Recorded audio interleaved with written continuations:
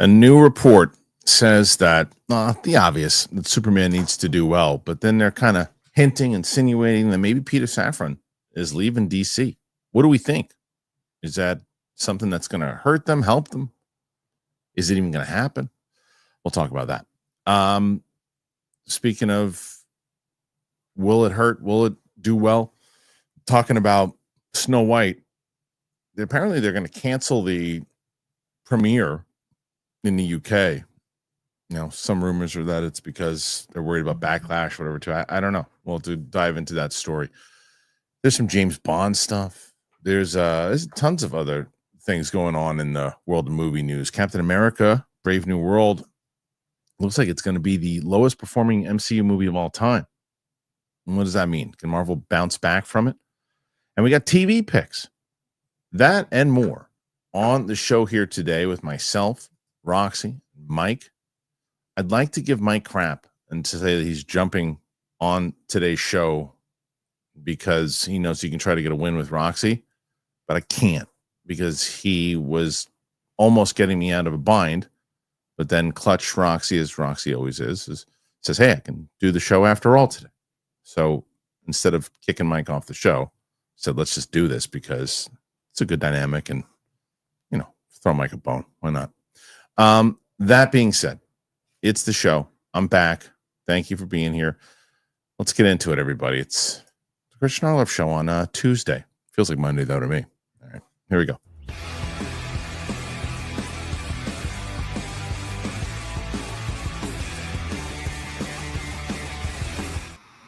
Welcome back to the show here today. Watch this. Right as I start, my DoorDash is here. Hey, you downstairs? Yeah. All right, I'm coming. Hold on. Perfect. Absolutely perfect. So I'm going to put Mike and Roxy on for a second and let them talk to one another, and I'm going to get my DoorDash. How about that? Here, ready, Mike? Where's Mike? There he is. I'll be right back. Yeah. I like that he said perfect, like it was done to him and he didn't order the DoorDash. Yeah, like, oh, fuck me, is my internet. Yeah, he's all, oh, perfect. Right at this time, I need it. Like you did the ordering. I am Hot Mess Express this morning, Mike. Coming in hot. Usually, I'm that guy. What happened? What's going on? No, just Hot Mess Express. Things that I cannot relay right now. But holy moly, guacamole! No, never. No, truly never. That's actually not true. I did go on a second date with somebody. You want to know? Yeah, go for it. Well, I'm frozen again. This fucking internet. I reset it this morning, and who knows what bullshit. Look at that. Yeah, go for it. I want to know. No, we don't want him back. No, he doesn't get to know. I don't give a shit. All right. Why is that? Okay, well, good. If you don't give a shit, I won't tell you. But why is that? What is going on here? What's wrong? The camera moved out of place. And it's weird. I guess when I go here, it does weird things. Anyway, how are you guys? Just so you know, things aren't just like happening to you today. Yes, they are. You ordered the delivery. He doesn't even. Where did he go? Now where's he going? He's like, what? Well, the camera moved. Like, look at him. He's like, oh, my camera's moving. I don't know why it's moving. You did that. And then he's gonna come on. He's like, I know I'm not supposed to eat on the air, but I'm on my diet. I got to get my intake in, my good carbs, my bad carbs. We're moving around him right now. Our whole lives, our schedules, when he's working out, when he's eating, our whole lives. I hate this fucking internet. I fucking hate it. Sorry, that's a bummer for you. I got most of what you said. Yeah. Oh well. Now what's he doing? For real? Is he for real? All right. Is he not? Does he think we're not on? No, I don't know. I think he knows. He left. Well, all right, whatever. It's fine. Anyway, I won't hear it. Guys, get us up. Let's go. Come on. I can't get it. I can't get the angle. Whatever. What is it you're trying to do, sir? Look at now the mic just break off. What's going on now? Is he bleeding? Look at him. Look at him. Yeah, did he hit his lip? Why is his lip bleeding? It's not bleeding. Oh, it is bleeding. How's my lip bleeding? Yeah. What are you doing? I don't know what the fuck is going on here. Oh, Jesus Christ. Cheese and rice. Everybody knows the days are loaded. Everybody knows. Let's see if anybody can get what song that's from. Justice League. Once. It's Justice League. It's not Justice League. Oh, maybe it is. But yes, it is. That's not who sings it. Justice League doesn't sing it, you idiot. Oh, you said what's it from, not who sings it, smartass. I don't give a shit. It's not working either. Look at you. Look at you. I know. It's nice to be on the other side of this shit. What sucks is that this happened right as we went on air. Yeah, how about that? I don't give a shit. No one cares. Look at this. Just hold the fucking thing. Hold the whole show. Why are you bleeding? That I don't know. The other answers I can give you, but this one I can't. I don't know. You're like that one guy, that one friend that every time he shows up, there's some kind of cut or open sore, and you're like, "What is going on with this?" He's like, "I don't know." Always, it's like one time. That's always. You're a stupid person. How you guys doing? I'm not gonna say great because my internet will shit out again, so I'm all right. Oh, you missed Roxy. We had another one of those moments last week. It was amazing. What happened? But just he jinxed it on himself. Yeah, I did. He's like, look, my internet's working great. And then it was almost worse than the last time with us. Don't do that. Yeah. So, hi, everybody. Hello. Nice to see How was you. your vacation? It was good. It was short, but it was good. Where'd you go? It was St. Petersburg. Oh, good. You froze. That's amazing. You were for a second. But it was, oh, no, shit. No. No. What the hell are you talking about? We went to St. Pete. No, A little bit. It was nice. My brother made some pizzas, homemade pizzas, which was great on Saturday night. He got a pizza machine or a pizza oven rather, and it was good. You were there for what? 3 days? 3 nights? Yeah, again Friday, Saturday, and Sunday, and then came back yesterday. But tell you what I did, and I wish I had the footage right now. Raw. Oh, I did. I went to the Monday Night Raw, and is that what that was? I was trying to figure that out. Yeah, and I didn't have I have all the. I mean, Mike, what did you think it was? You know, I don't know because no, it's from a distance. I don't know if it was like a rock concert or what. Who knows? Oh, for fuck's sake! I came on today thinking I was the hot mess of the show, and then I'm in a hot mess sandwich. Like, holy, your internet never works. You're bleeding from the mouth. I don't know how did that happen. Really weird. Did the mic hit you on the way down? It's possible. I didn't feel it though. Did your DoorDash guy pop you in the mouth because you didn't? I know. Good? They said, "Where you been, asshole?" And he gave me a right cross. That was it. Jesus, age of Christ, all fucking mighty. What are you whispering? Did you get that thing that the audience suggested you get? The internet thing? What Remember? thing? You said they suggested something that would help your internet. You said, "Oh, I'm going to get that," and you didn't do it. Good. I'll get it. I don't know. Okay, like what we're doing. No, that was like that was like a connection that would connect it to my MacBook. No, but that's not going to help the internet. Well, something needs to help with it. You guys make me feel young. Good. I'll help you out. Make you feel a little younger. Yeah, here. Me too. So anyway, I can't see anything and just refuse to get glasses. So. Are you like that? You got to give up. You got to get a glass of rocks. Yeah, you got to do it. I was like that for a bit. Okay. Well, look. So far, it's amazing because before Roxy was in here, we had like no questions, and now there's already 5 at least. But Roxy's gonna try to continue her streak. I think this would be a record of like 4 in a row or something if she wins. Roxy's going streaking. But I'll tell you that Roca hosted the show on his own yesterday and did around 60 something, so it's pretty damn good. That's good. Yeah, that's good. So he did it on his own. He did. Why was he solo? Because I was not here yesterday, and I said, you know what, Roka, you want to do it by yourself and do a Colin Cowherd type show? He said, yeah. So that was it. So Roka did it by himself. Okay, that's it. So we had some stories. We got lots of stories. So let's get to the stories. We have stories to tell. And Warner Brothers Pictures, the future may hinge on Superman's success. Is Peter Safran set to leave DC Studios right away? So much in there that the kind of first part is what I think everybody's been talking about is, of course, they know that this is a big one, this movie. So if it doesn't do well, then maybe DC's in trouble. Believe it or not, Superman may be even more important than anybody realized, as its future of the Warner Brothers Discovery as a whole could be at stake. One solution is to move Peter Safran from DC Studios. Josh Wilding, Mike DeLuca, Pam Abdi's stint as Warner Brothers Pictures co-chiefs has been a disaster. Outside of the odd hits like Barbie, the studio continues to release movies that regularly underperform, Mickey 17 being the latest example. Joker Folia Doo-Doo was another colossal mistake. With Warner Brothers Discovery CEO David Zaslav looking to cut costs and make moves to the cheap, Luca and Abdi allowed Todd Phillips to essentially rip them off for Josh Wilding coming in hot today for $200 to $200 million, so he could shoot a lavish sequel meant to satisfy his and Joaquin Phoenix's desire for a musical. According to a new report from Puck, Zaslav, an unpopular figure in Hollywood after he scrapped movies like Batgirl and Coyote vs. Acme mid-production, is considering replacing Luca and Abdi. One top contender is DC Studios co-CEO Peter Safran, meaning that James Gunn would be left as the sole head of that studio. Beyond that, it appears the pressure is on Superman to be a hit, as it's now described as having an almost incalculable importance to Warner Brothers Discovery.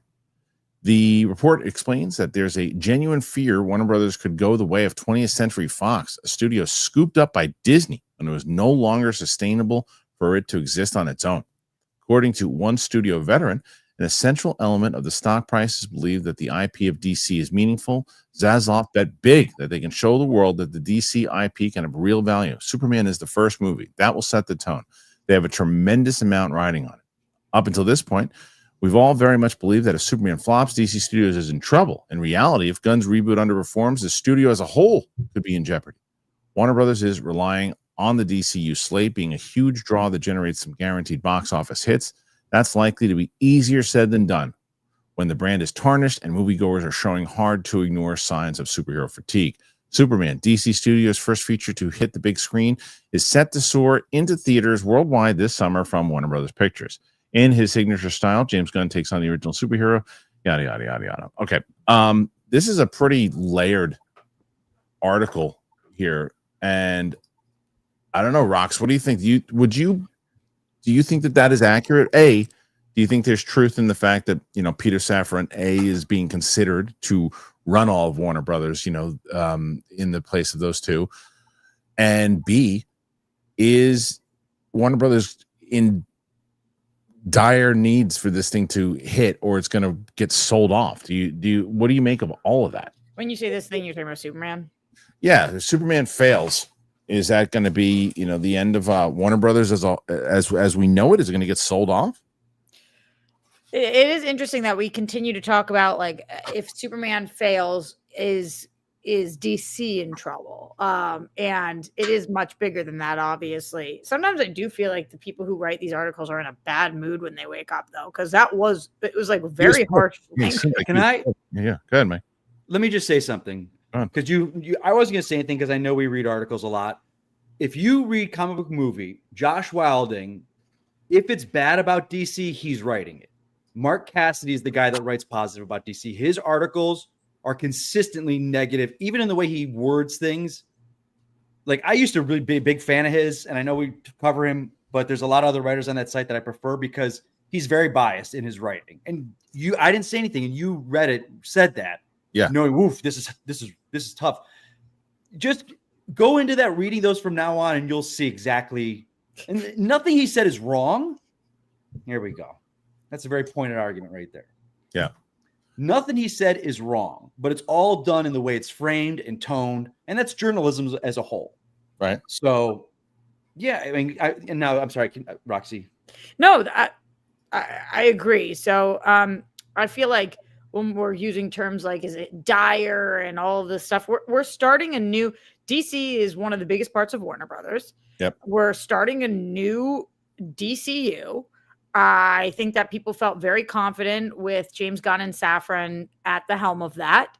And I have a feeling this is going to really work out in their favor. So if it doesn't, are we in a completely different situation and need to reassess certain things? Yes.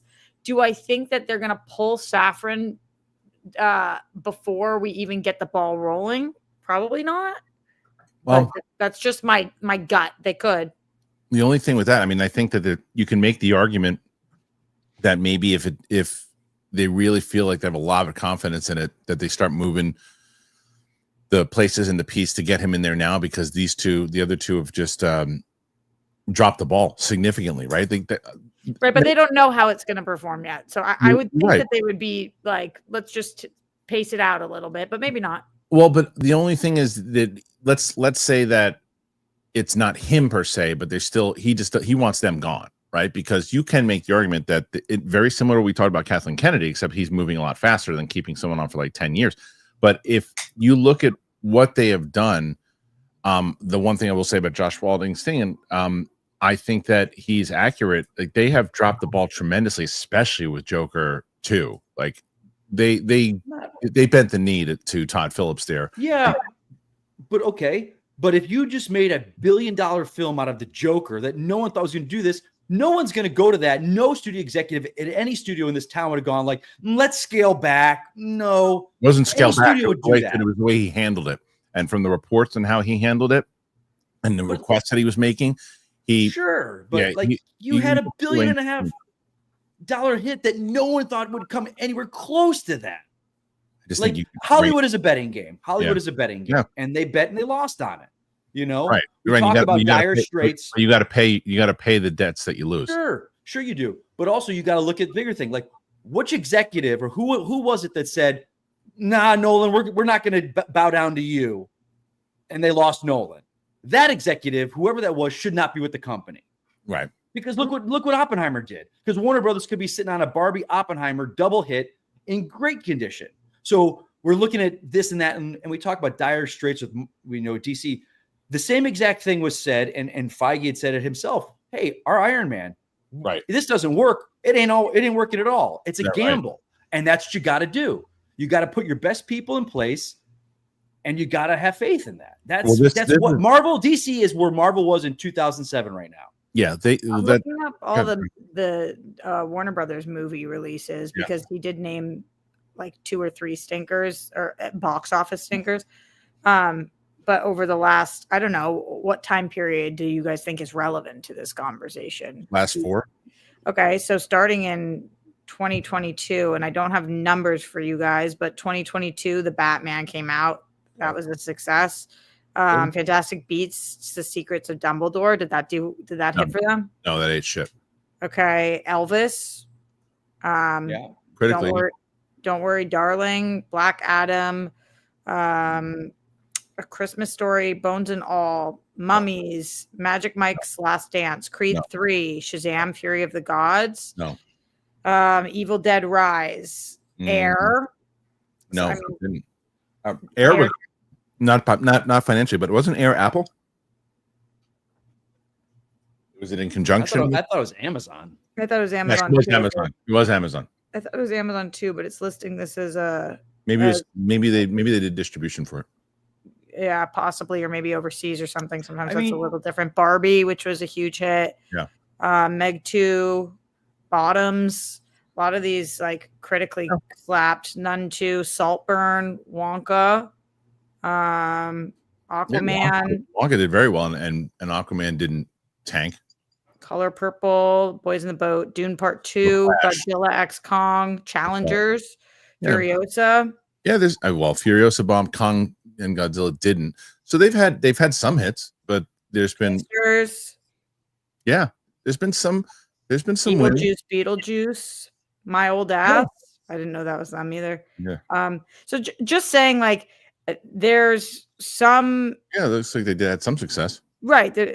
Even like Companion right now, I feel like I don't know about financially. I'm assuming it financially was in their favor because horror movies tend to do very well, and that one's been talked about a lot. But I just am saying it's not been like, holy crap, we've had 4 years with stinker. There's some success. I think what the embarrassment with Joker 2 is a lot, right? You look at the amount of money that movie made on what you would assume is a sure thing. When you, like, as Mike pointed out earlier, you get this $1 billion movie that came out of nowhere that didn't cost that much. And then you double the budget to that and you lose a lot of money. Because when you lose a lot of money, it really stings, especially because Warner Brothers isn't that profitable right now. And then you look at, this is what we talked about with Mickey, and I think you and I spoke about this, Rox, last time. Mickey 17 should not cost that amount of money. I don't care who's directing it. Parasite cost like $20 million or whatever it did. No, it was Mike and I think we're talking about. But it's like, you have that kind of money. What was the budget on Mickey 17? 110 or 120 or something. Yeah, something. But it's a sci-fi fantasy film. It's not 4 people living in a house somewhere like Parasite was. I know, but it's not. But that's the problem, is because if I'm asking that question, that's the studio executive, I would ask the question: who are we marketing this to, and because this is not a wide audience movie. This is not a movie that's going to make that kind of money. We have, and this is something that a lot of actors in Hollywood are talking about right now, is the fact that we are at a place where filmmakers are not running these studios. Corporations are. Numbers people that run Amazon well. Right. Then know if I sell X amount of product at X amount of price, I'm going to get this return. They're not looking at a creative thing. They have no idea. That's the entire problem with Hollywood now. Whereas I think, and I hope it stays that way, DC Studios is run by creatives. Marvel Studios is run by creatives. They have to answer to corporations, but that's the problem. Like this Zaslav is a corporate guy. He knows no fucking clue. Right, but he's not the one running creative. He's trying to his credit, I don't like to give him that much credit, but to his credit, he is trying to put together creatives in there that can also make good business decisions. I think it's a mistake to let James Gunn run this on his own. I think James Gunn will tell you that. It's a mistake to let him run the whole. He doesn't want to run the business side of things. Do you guys like the head of any studio?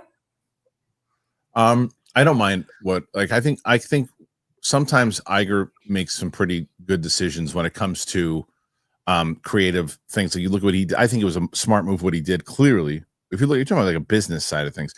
Is there a head of a studio that you're like, this should be the model of how other studios model it after? Because I don't know if he's the head, but not now.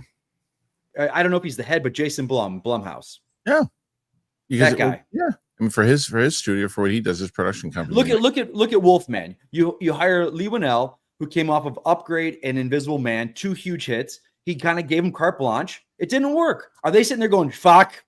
We're fucked. Right. Well, what are we going to do? I don't know, but there's a big difference there too. Yeah, sure it is, because they're smart. It's a big difference, but they're smart. Well, yes, but also they have put themselves in a position that if they miss with a movie that costs $20-30 million, they've already had tons of movies on budgets of $5 million that have made 4 times that. And you're, like you said, smart the way that they put things together. Don't worry about it. Yeah, you're right. I mean, but no. Why are studios not doing that? Why are they not making the small movies for small budgets? Because they can keep filling the coffers. Because Blumhouse doesn't need to make $1 billion because they don't have all of the costs that a Warner Brothers does. Right? They don't have the manpower that a Warner Brothers does. They don't have all these different places and other interests that a Warner Brothers has. So like Warner Brothers has to make that money back. But if you look at in the way that the stock market, you start going, okay, well, you know what? I should sell out now, and you don't. You stick around because you're like, oh, let me just stick around for a little bit, and then the thing crashes, and you lose all your money. That's what they did with Joker. That's what they did with Joker too.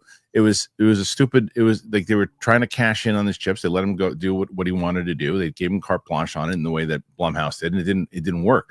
So Superman is their next gamble, and if it works, very much so. What you were talking about, it is their Iron Man right now. They're in that position. So Roxy.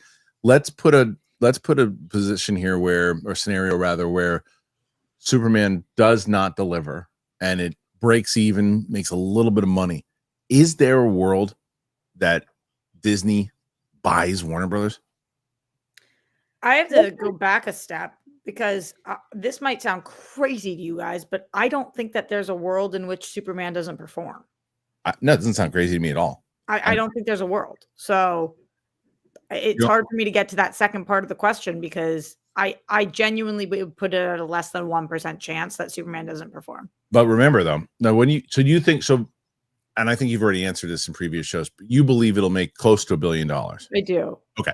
So if you believe that, even if it doesn't, even if it makes 800 or whatever, I don't know what the budget of it is, but even if it makes a decent amount back, that's what I mean by perform. I don't mean it has to hit $1 billion in order to be a success. No. I know what you're saying. It's going to profit is what you're essentially saying. I think definitely. I don't think you're crazy. I think that I don't think you're crazy at all because I agree with you. I think that it's going to perform, but there is that scenario of like, okay, if it doesn't, and if for some reason test screenings set it back, because look, we all would have said last year, Joker 2 is going to crush. All of us said it was going to crush because why wouldn't it? The last one. And then once you started hearing about the screenings and everything else too, and I wouldn't have said it as confidently. Okay. because before the first Joker, I wouldn't have said Joker's going to crush. No, it did. So then you're basing it off of previous success, Superman starting the success. So I think it's a little bit different. But I honestly okay, let me ask you guys this. If the early reviews come in and it's that Superman sucks, the movie's not good, do you think it will perform? It'll perform, but it'll hurt it. If the audience, do you think it'll still profit? If Superman sucks, do you think it will profit? If in the way that the Joker 2 sucked and the audience agrees with the critics? Yeah, then it'll bomb. I don't think it'll profit. No, not if the audience doesn't like it up top. If the audience starts to, because any of these movies that need to hit 700, 800 is repeat business. The movie stinks. People aren't going to want to go see it. And then like, I heard it wasn't that good. And then you'll have shows like ours and other shows. I mean, it just wasn't. It didn't deliver. They're in trouble. And then the stories will be like one of our lead stories. Movie's not good. What will it say? Look at Captain America. By the way, that's man. Don't worry about it. Second weekend of Captain America was disastrous. Brave New World, because it was for opening. Right, but this is a Superman movie. Yes, it is starting the DCU. Right. And if you don't watch this, you're going to be behind. So even if it's bad, I think it has more of a leg up than Joker 2 or Captain America. I agree. It has a leg up. On performing. It has a leg up for sure. I agree with that. Mike, what do you think? If you can hear me. Perfect time. Yeah, I hear you guys. Great. Yeah. I'm thinking. I'm deep in thought. So this is my mind right now thinking. You guys are in the mind of Mike Kalinowski right now. I don't know what to think about this, guys, honestly, because I'm trying to look at this broad thing. Fantastic, like Captain America, the word of mouth when it was coming before the opening weekend was it's good. Mid-Marvel, not too bad. You can't see the reshoots. Movie comes out, everyone's like, oh, you see the reshoots everywhere. Right. So the initial reaction, and I always say this, I hate, and I apologize because you guys go to these and you are part of those initial social reactions. I think they're awful. I think they come out. I think people, and not you guys, they want to get their sound bite, like, oh, yes. Yeah. And then 2 days later, the review's out, and it's just like, So, but those things get out there. So I went into Cap 4 with feeling good. I was like, okay, it's feeling good. Let's do this. And I saw it, and I'm like, what did I just watch? Right. I had hope for Thunderbolts. I really thought Thunderbolts was going to be it's different from this. It's separate. It wasn't part of reshoots. And now they're suddenly changing the marketing to like, it's the film that A24 wants to make as a superhero film. Yeah, so that changed. Luke sent me the trailer this morning. Have you seen this, Roxy? They have like a full trailer for this thing that they're promoting it like an independent film. It's like the studio that worked on Hereditary, the studio that worked, or not the studio, but someone who worked on Hereditary, someone who worked on this independent film, somebody who worked on this smaller film. Like they're really pushing it like a smaller film. And it's not like they did this from the beginning. This is brand new. Right. No, I haven't seen this. It's the marketing ideas. Like people are getting tired of the look at this over the top Marvel thing. We want a little bit more depth to it. And that's what they're trying to push with this. I don't know, but either way, we'll get to the Captain America story in a little bit, but I think that this Warner Brothers story is very interesting because Peter Safran, if he is being eyed to run this whole thing,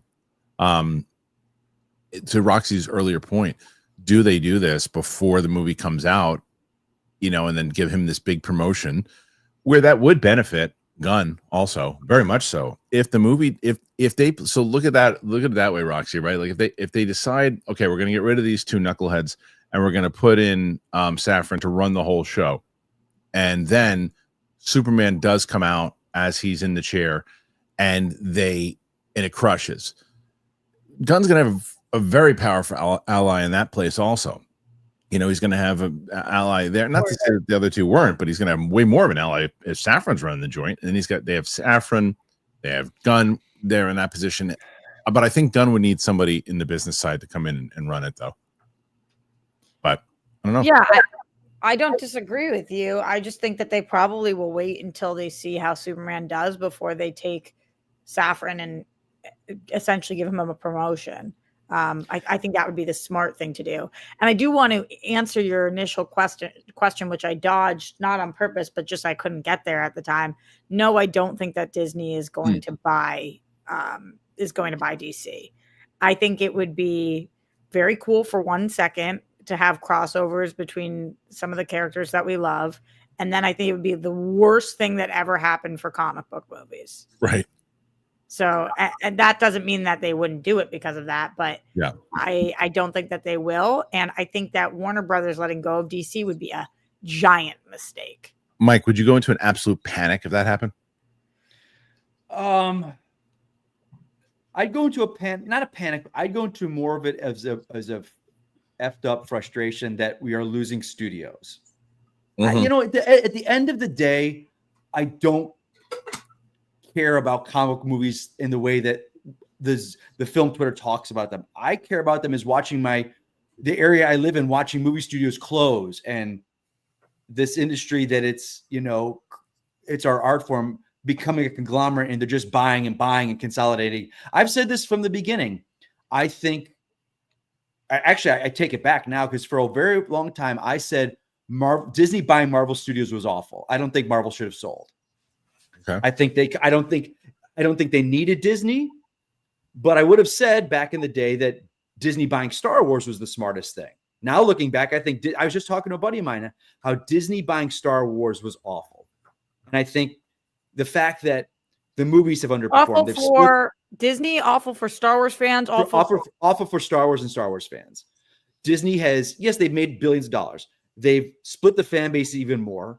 They've now underperformed consistently. The theme parks, they have dropped the ball like you don't believe. Galaxy's Edge is a bomb.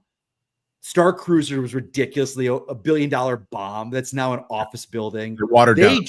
They don't know how to handle Star Wars. Yeah. And Marvel didn't need them. I think Feige and his way that he grew up in film as a producer and behind the scenes, his existence in this and that, I think he would have been fine on his own. Sure, they wouldn't have been in the theme parks. Yeah, but they had the money to bank it though. But their movies were making bank as it was, and man, yeah. But what movies were like? You had Iron Man. Avengers was theirs. Avengers was theirs. It wasn't theirs, dude. It was Paramount. But still, but you had other studios. But Disney didn't. But Disney didn't make Avengers. Disney didn't make Avengers breakout. That Avengers movie, that it was incredible. Yeah, somebody had to fund it. You just didn't like the fact that somebody had to fund Marvel. They couldn't have done that on their own. They needed a studio. But they could have gotten there eventually and created their own studio. I mean, who knows? It's hindsight. But with and here's the thing. I want to get back to a topic we talk about. What does Superman need to make? I don't have the numbers in front of me, but Iron Man, the first film, and I don't know if you guys remember this.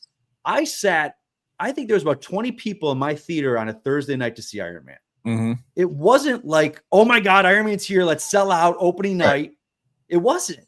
It word of mouth built over the summer, and it became a blockbuster. But I want to say maybe $700 or $600 million it made.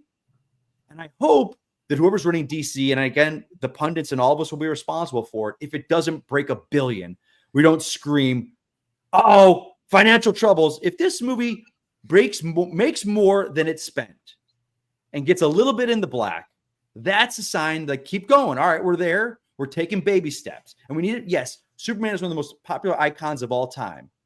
And Iron Man was not. I know they're different. But we are at ground zero. Good. Iron Man box office, it grossed 585 worldwide, 318 domestic. Okay. So sorry, Rox, go ahead. No, you're good. Back to you. Not even making 600 million. And then when that happened, was people like, Marvel Studios, it's over. Fuck it, it's done. Right. There's its corpse. So we need to go into this and we need to adjust. And everyone in our little zeitgeist of our little film Twitter world needs to not be writing these dismal articles if it doesn't make $1 billion in 2 weekends. I think there's going to happen. It's going to happen, dude. Yeah. Well, it'll happen. I think that the opening weekend will be interesting to see, considering that they have about 2 weeks that they can play with before like the other movies start coming in to chip away at it. So if it's great, then they're going to be in good shape. But it says, I don't know if this is accurate, but the reported estimated budget for Superman is $360 million. No, gunshot that down. Okay, what did he say? So he didn't give a number on it, but he said that's absolutely 100% not accurate. Do you guys agree or disagree with the statement that no movie should cost more than $250 million? No movie? No movie. No, because if I'm on the board and they go, hey, Endgame needs to cost $300 million, and Infinity War does too. I'm after seeing the lead up to it, I'm probably going to sign that check. Avatar, probably going to sign that check. The statement was no. I guess I don't understand. I don't think it should. Why would it need to cost more than $250 million? Well, in the case of Avatar, they were shooting portions of the other movies coming up. And that's different the way that it breaks down. But I don't know. Maybe I just have no grip on this. But yeah, Mikey, I have an insight for you.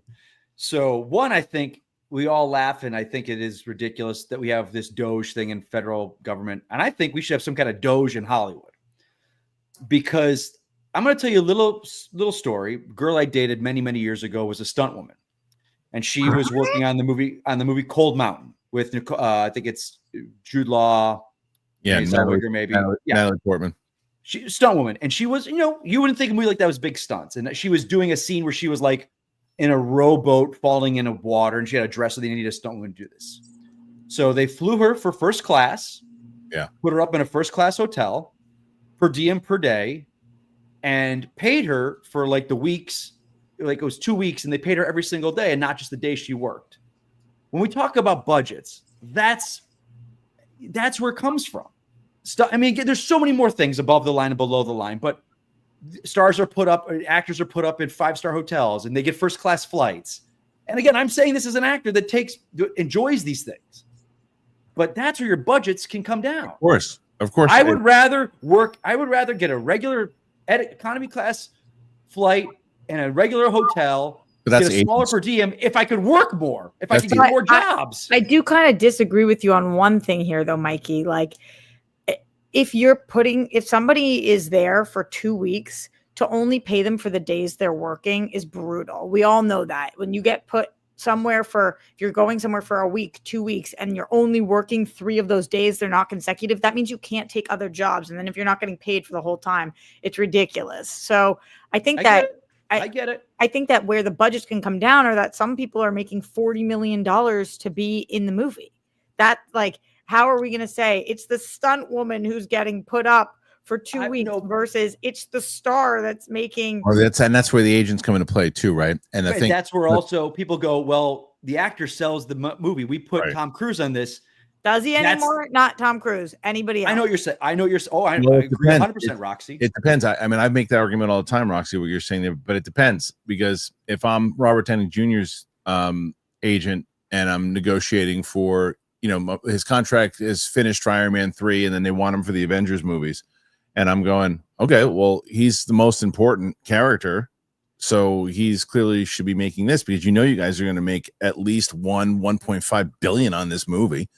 So why is he you're still going to pay him what he got on the first movie? If you don't have him in this movie, you don't have the same movie. You can make the argument of why he is valuable to get that kind of money. Costs of living and things are going up also. I do understand. I just feel like when we watch these movies like Everything Everywhere All at Once, or even the first Joker, like, you can see what they can do for a sub $100 million movie. So the fact that we now consistently have over $250 million movies like Red One, where it's just like, oh my God, like, that's ridiculous. That movie should not cost that kind of money. Anyway, so we spent a lot of time there. And there's still a lot more that's coming out with this topic. So put your thoughts in there. Let me know what you think about this whole thing. Is Safran going to move over? Should he move over? Is Superman going to, keep this thing going? Is it going to sink it if it doesn't do well? What say you? Put your thoughts in there. Let me know. We got a bunch of things to discuss still. And before we do it, I got to tell you guys about a few of our sponsors and trade. Love trade. Trade coffee is one of my favorite things in the world. So let me tell you about them. And Factor. All right, coffee drinkers. I'm sure you're like me. I start the morning and I need my coffee. I got to have 2 cups. That's what I do. Leave me alone. Don't bother me until I have my coffee. And for the longest time, I kept saying, I don't know. I don't like that bag of coffee. I don't like that one. That one's just decent. I have not been like that in a long time because I discovered Trade. And once I did, I'll never go back. It is a coffee subscription service that delivers freshly roasted coffee straight to my door. I love it. Trade is the #1 U.S. specialty coffee marketplace. It brings you fresh coffee from over 50 of the country's top roasters. Every bag is roasted to order. You'll taste it. You smell the difference from your very first cup. It just lights up the room. I'm telling you, this is so fresh. I feel like a coffee connoisseur now after being with Trade for so long. I just dig the different kind of blends. There's things that I thought I would never like that I've tried and now I love. And you have such a great menu and things you can just browse on their site, and they'll fit it right to your taste. It's brilliant. I love Trade. You guys know I do. I rave about it. It's like Christmas time every time I talk about Trade.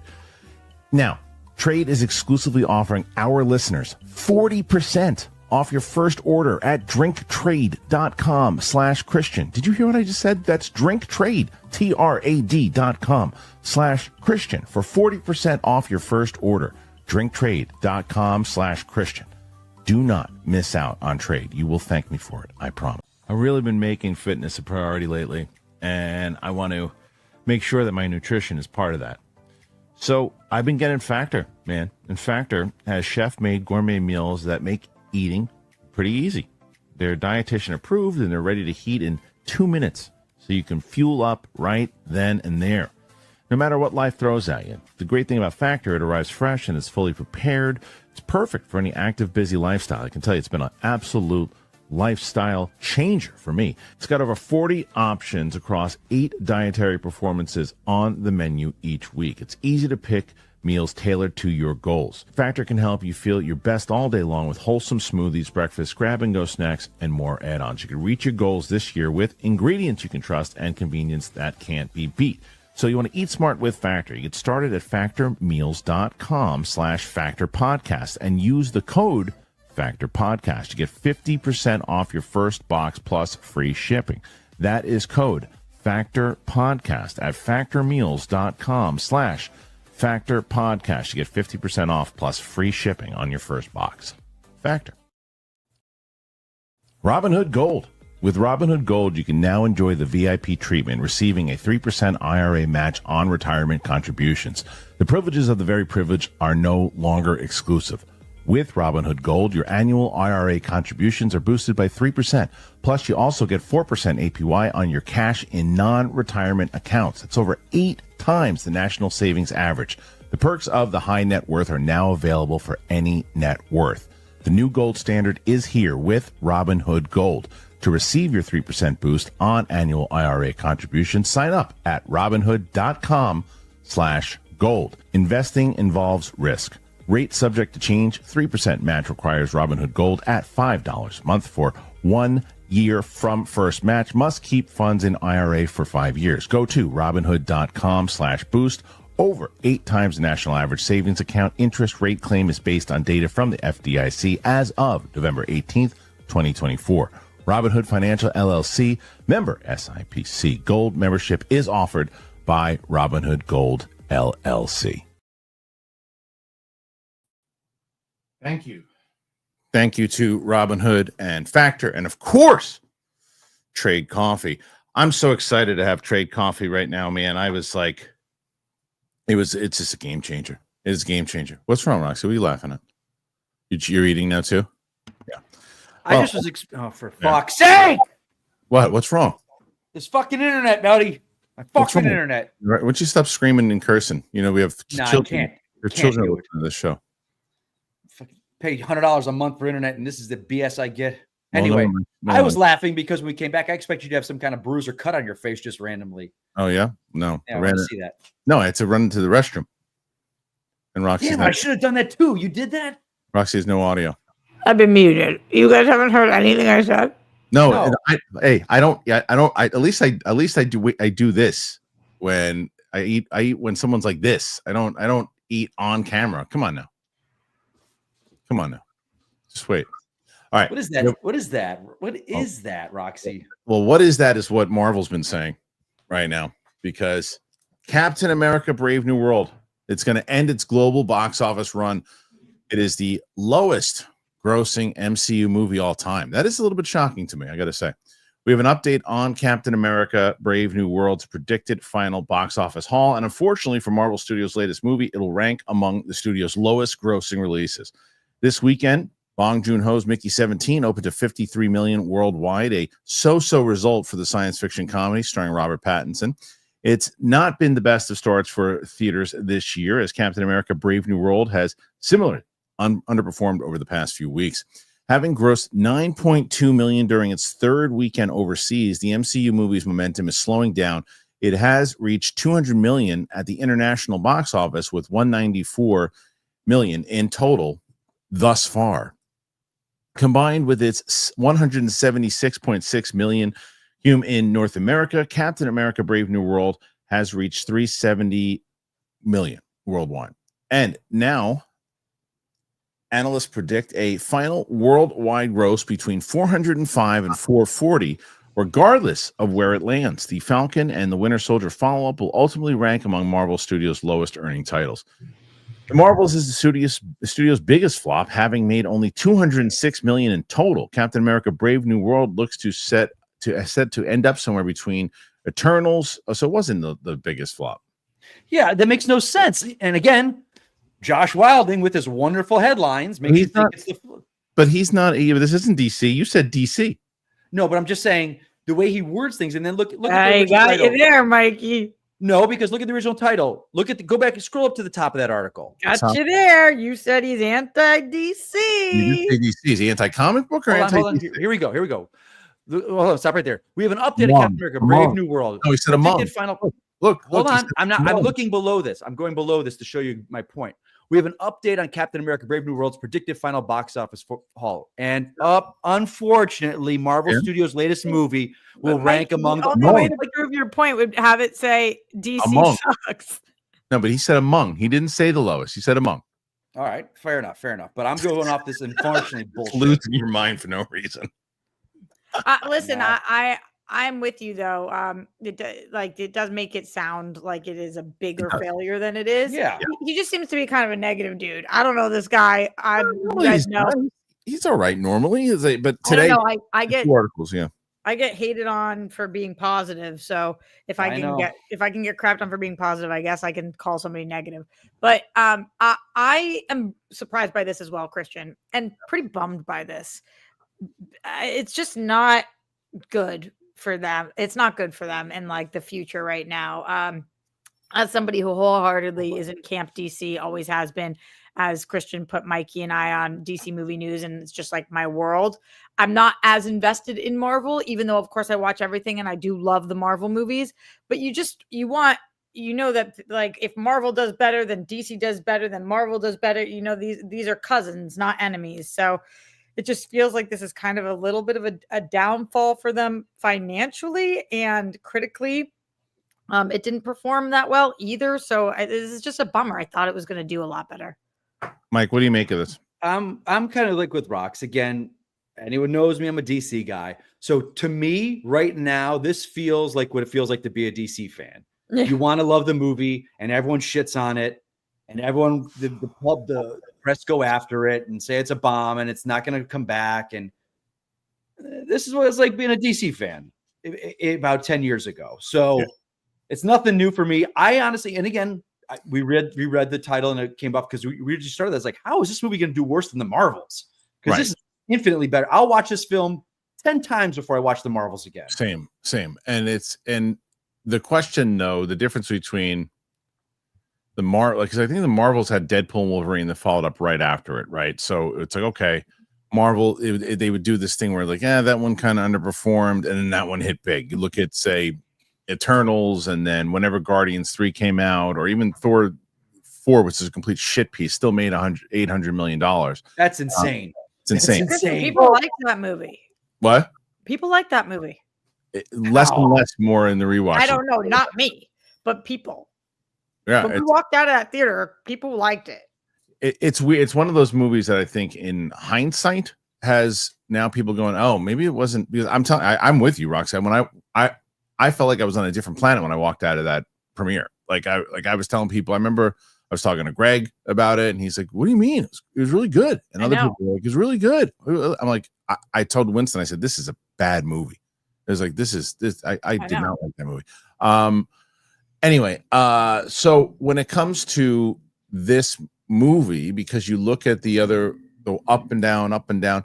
So where does that put Thunderbolts, right? Like, what kind of position is Thunderbolts in right now? Because if you're going to have Deadpool Wolverine annihilates, does $1 billion, makes a lot of money, and then you follow up with Captain America, which, whether you believe the reshoot costs or not, looks like it's going to be a bigger miss for them financially. And then here comes Thunderbolts in a May spot. Nobody really knows about the confidence. The difference between people who go Guardians, no one knew what Guardians was. The confidence in Marvel by the time Guardians came was they were through the roof. Everybody's like, well, and then you look at the star power that they had and everything, what they were doing with it. They were in a very different position back then. This is an unknown movie with star power still. And it looks pretty damn good. This is a movie where I hope that word of mouth helps it if it's really good. And if that carries over, then Fantastic Four into the Avengers, then they should be in a good spot. But if they go from Captain America Brave New World underperforming to Thunderbolts underperforming, the excitement from Fantastic Four into Avengers is going to be not great. Something just hit me, and I was thinking about this, and I'm trying to understand, because I remember pre-pandemic, I'll say this, and maybe right before Endgame or maybe right after Endgame, I remember talking with a lot of our friends, and I go, do you guys think Marvel will ever have a bomb? And we were all like, no, they'll make a bad movie, but they won't have a bomb. Right. And here we are. And I'm trying to understand, like, Thunderbolts. Here we are, Mike, as in you think that they've had many? Yeah. Okay. Marvel's is a bomb. This was a bomb.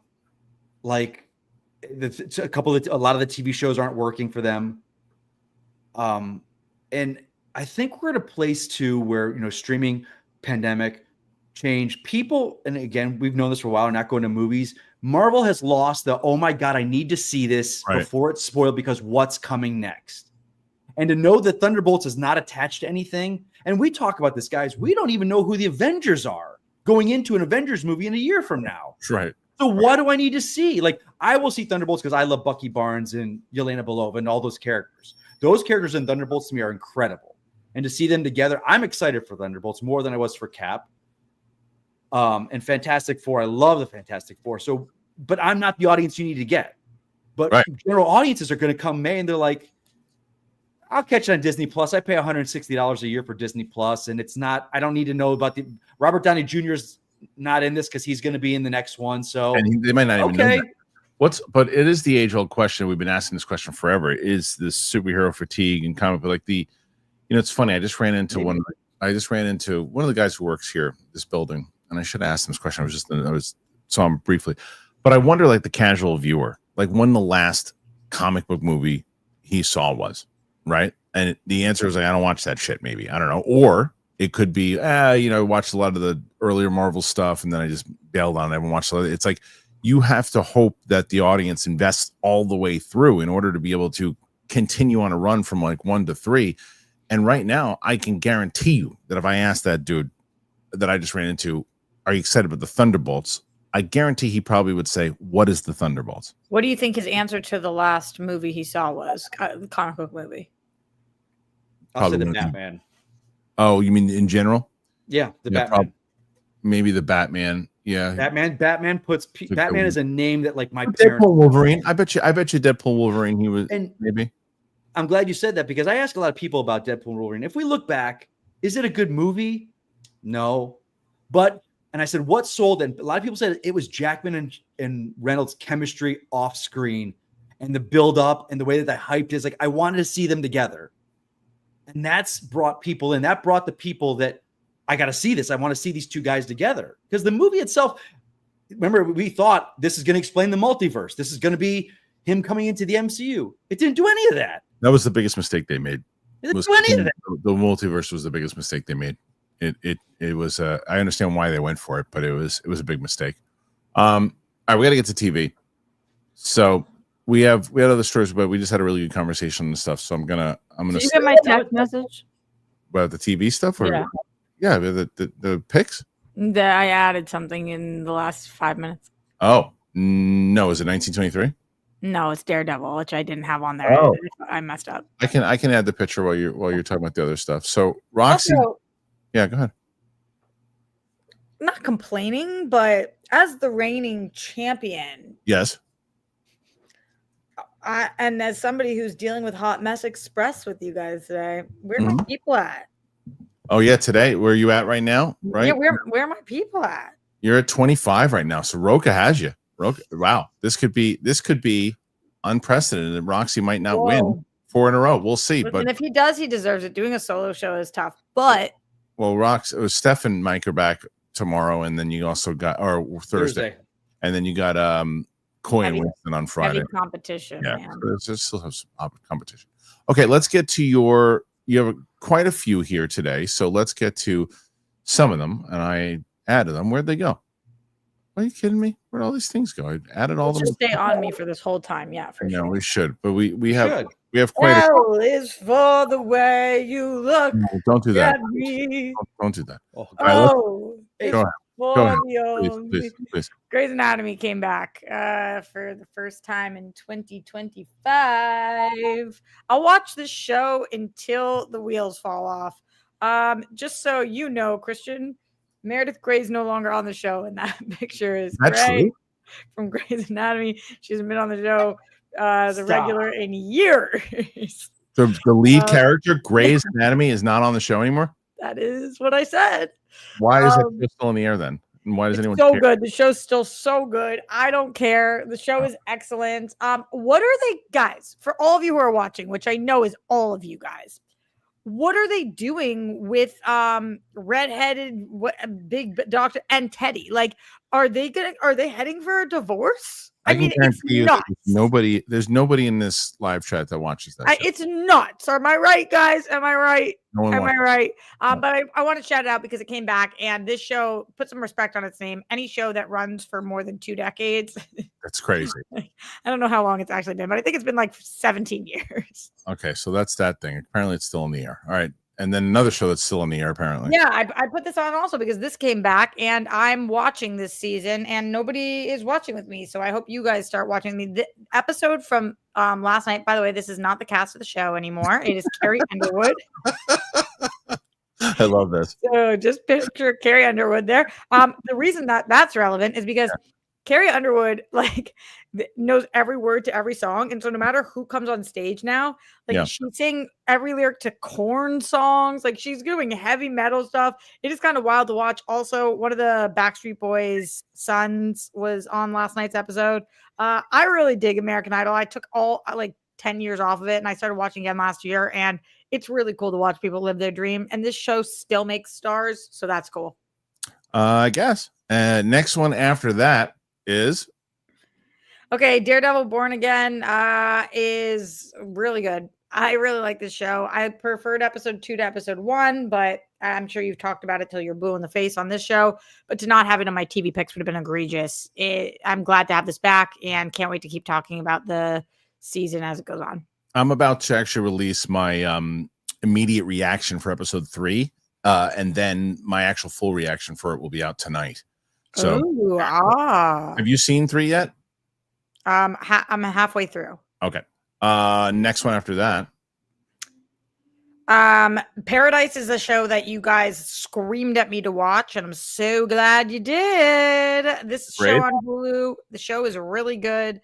It's one of those shows where you think one thing's happening in the first episode, and then there's a big reveal at the end, and you're like, oh, whoa. I love the characters. I love the mystery. I love the relationships. This is a really, really fun one. Thanks for getting me to watch this. And I hear that it's already had its finale and that rocked. So I can't wait to get there. I'm on episode 5 right now. Okay. And finally, I'm surprised 1923 is not on here, but finally. I don't put everything I watch every week. And I talked about 1923 last week. Oh, I know. Severance is the only show that I put on every single week. Kristian, if you wanted a list of every show that I'm watching right now, we'd have 45 shows. But Severance had, to me, the weakest episode of the show so far this week, unfortunately. It wasn't that it's not a good episode. Did you see it, Kristian? No, I'm about halfway through last week's, which it was too hyped up for me. last week. Yeah, I hear you. Then you're definitely not going to like this one as much. Yeah. This is a Patricia Arquette centered episode. She's amazing. As a bottle episode, as a standalone, it is really cool. But it took an hour to get us to a place that we understand one thing, and we could have done that, I think, a lot briefer. My biggest issue with this episode was that it was back to back with last week's episode because we've been gone from our core 4 for now 2 weeks. So I guess that was my problem with last week's. I guess because DJ was talking about how it was like the best. Oh, thanks, Mike. DJ was talking about how it was like one of the best episodes like of all time, the whole season. Yeah, he loved it. Waiting for it to happen, and I'm like, maybe something happens at the end, but I'm like, I was kind of bored. Yeah. No, I watched last week twice because I liked the episode, but then he was like, "It's the greatest," and I was like, "I missed something," so I went back and watched it again. And it's really beautifully done, and it is like I gotta see how it closes. Because I'm just half an hour in, and I'm like, what am I missing here? Because I'm bored. It's beautifully done. I love the romance element. There's some more stuff to it, which you'll get to, but having that back to back with a Patricia Arquette, with a Melody Cobell. Why can't I think of her name right now? Melody. What's her first name? Melody. No, who our main character, redhead? No. Patricia Arquette. Oh, I don't remember. No, whatever. I just think that it's too long away. Harmony. Thank you, Jesus Christ, Mel. Thank you, Harmony. Harmony is the answer. Harmony. Melody and Harmony. Yeah. I see what I did there. Yep. Close. So yeah. Anyway, I really love the show. I just want to. Show's amazing. It's a great show. I want to get now I know to lower my expectations going to it. I watched 1923. Yeah. I'm not. Am I caught up? No, I'm not caught up yet. I'm almost caught up. You're one episode behind. I'm one episode. I'm about half an episode behind. We started watching the latest one at my mom's place with my wife and I, and then it was just getting too late because we had to wake up for the flight the next morning. So really digging it. I liked what they did with the wife. There's a long scene with her, but it's excellent. Excellent. I love this show. I try to mix it up for you guys. Like, I know that sometimes there are a few of you guys who are like, "Oh, I'm excited for this thing to be back," or this thing to be back. So I don't put everything I'm watching every week. But that definitely is one of my favorite shows on right now. You didn't put one of my things up. Do you know that? I didn't? What did I miss? Andrew Schultz's special. Oh. I thought I had the picture. You just talk about it because I don't know the picture. Andrew Schultz has a special. I didn't realize he was such a controversial person. I don't know anything about him. I don't listen to his podcast. So either he guests on podcasts or he has it on podcast. He was at Raw last night. I saw that. I saw the clip of Paul. Logan Paul. It was a good segment. Yeah. Grabbing him. Yeah. But to me, if I'm going to listen to non-PC comedians, he's the best of the best. Like his special, it's called Life, had me crying. I was laughing so hard. And I don't know, because I mentioned it the other day to Steph or somebody, and they're like, you watch Andrew Schultz? And I was like, I don't know anything about him other than I think he's the funniest mofo alive. I was crying. I mean, it was genuinely such a funny special. It was just so like, it was comedy to me. I just think he's hysterical. So I heard I can't remember who it was. There was someone telling me someone DM'd me. It might have been Bonnie telling me it was like her favorite special that she had seen. I can't remember. But really? Yeah. Oh my God, Kristian. I was like, I just, as you know from this show, I tend to watch a lot of comedy specials. She says one of the best comedy specials I've ever seen is what she wrote. Was so good. I'm glad that she said that because nobody's talking about it. I haven't heard anybody. I didn't even. The only reason I know who he is because he's Jewish, and sometimes he speaks about Jewish stuff, and I'll get those clips on my whatever. Surprised you haven't heard of him because you're usually tied into it. I have heard of him because he's Jewish. I've only ever heard him.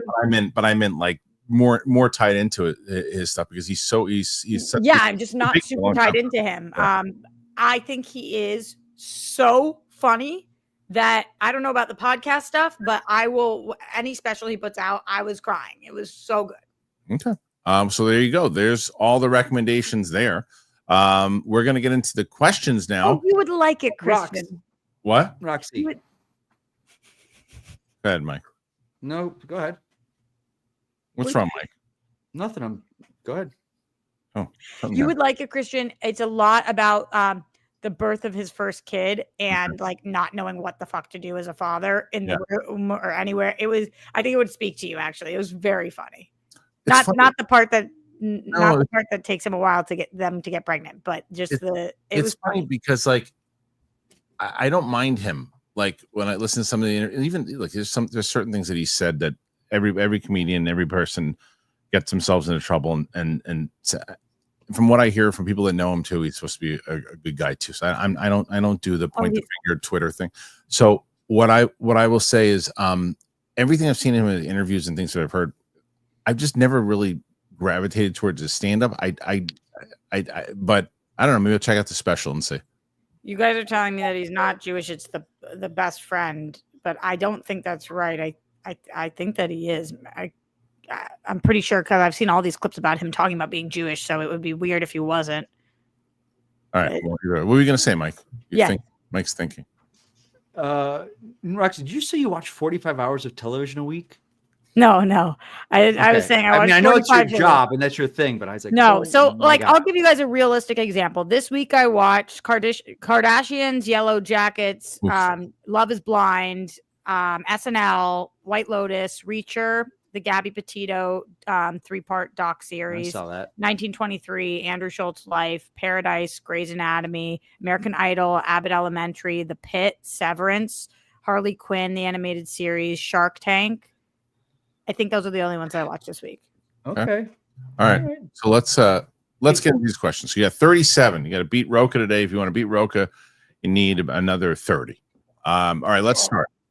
Nathan Drake. All this talk about Rachel Zegler. We haven't talked about this. I think Gal Gadot will be the weak link in Snow White. I'm not convinced she can pull off a villain role. I got to see what the full article is, but it's essentially that the rumor is the fact that they're going to pull this premiere from the UK because they're worried about the controversy with Rachel Zegler. It's not tracking very well, the movie itself. Now, what do we think about this movie in general? Is this movie going to wind up surprising people and making money here, Roxy? Because, I always say it. If you can get the families in there, it doesn't matter what Twitter says. If you can get the families in there, that's where you're going to win.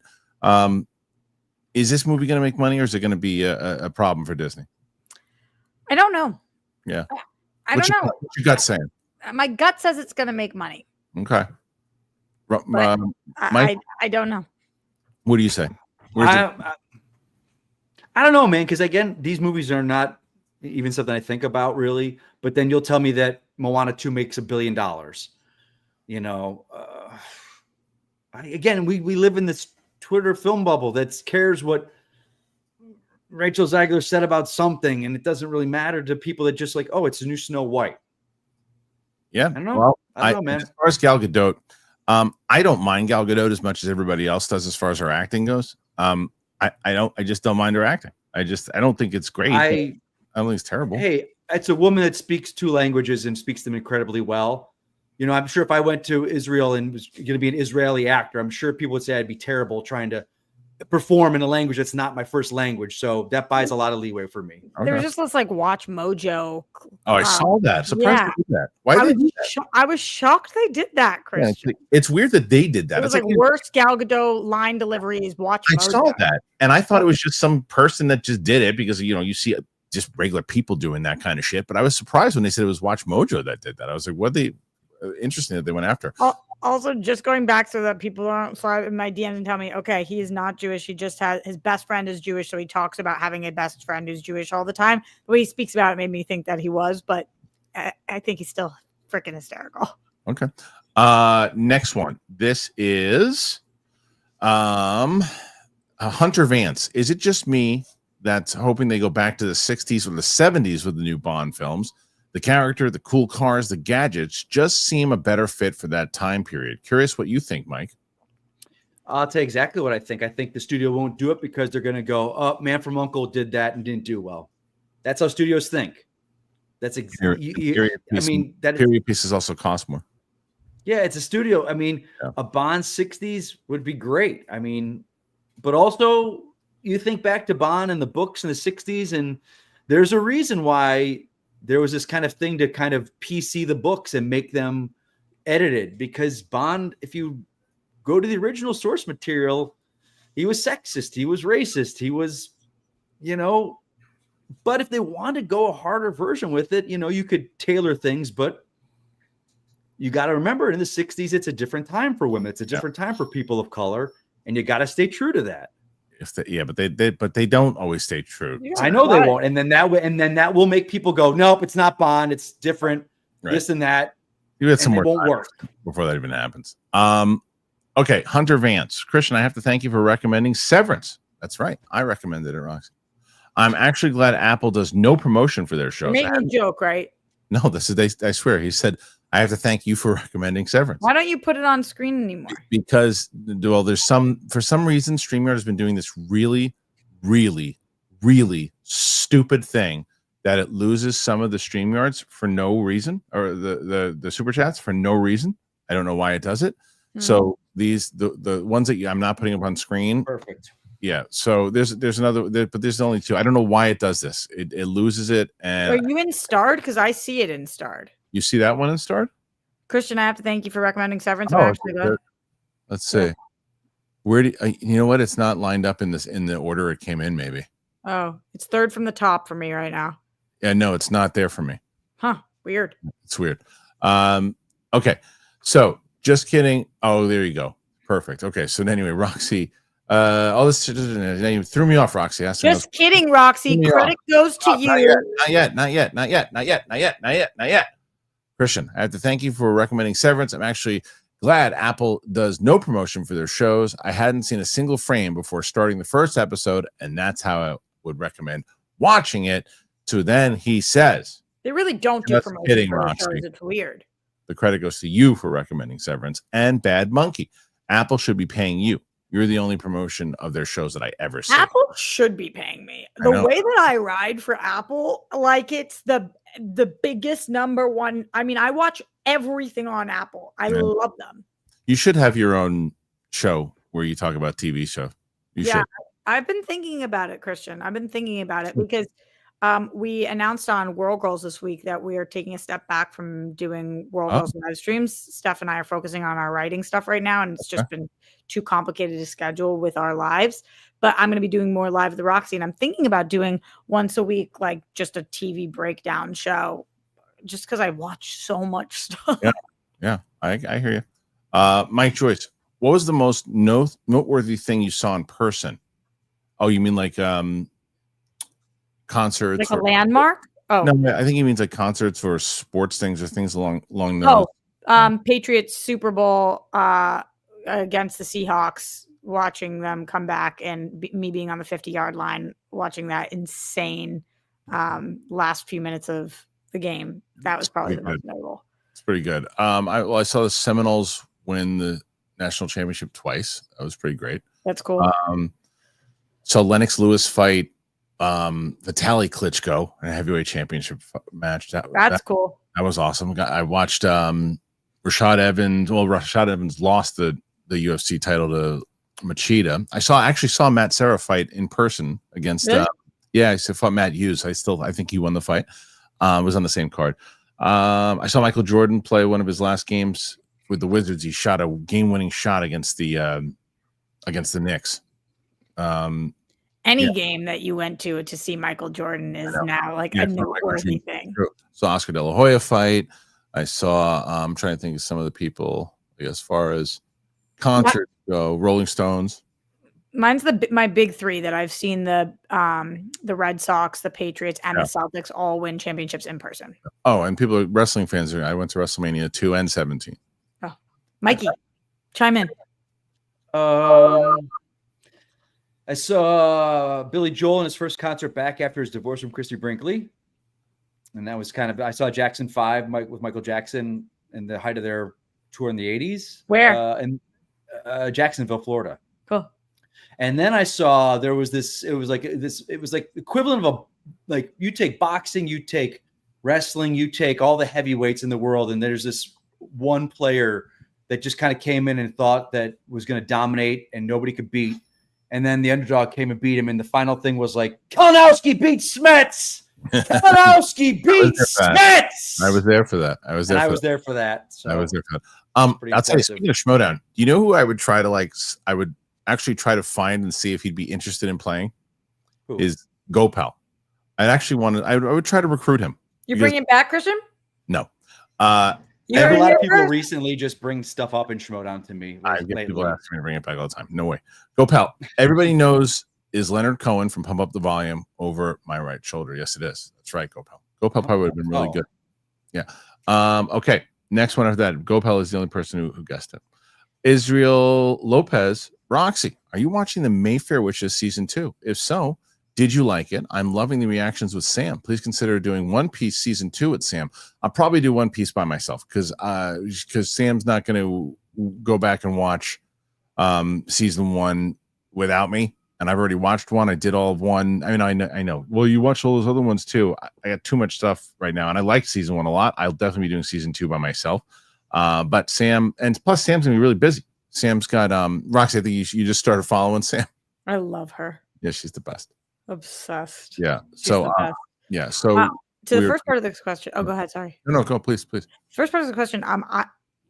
I swear to you, this is so bad because I really like Alexander Daddario. I've never heard of this show before. You just said that Mayfair Witches. Oh wow. I don't know what that is. It says that it's on AMC Plus, which is probably why I haven't heard of it. Only reason I heard of it is because they pitched a bunch of people as far as for interviews, and I requested a few who never saw any of them still. So it's like, yeah, so I don't know this. That was no shade on AMC Plus. I just don't have it. So yeah.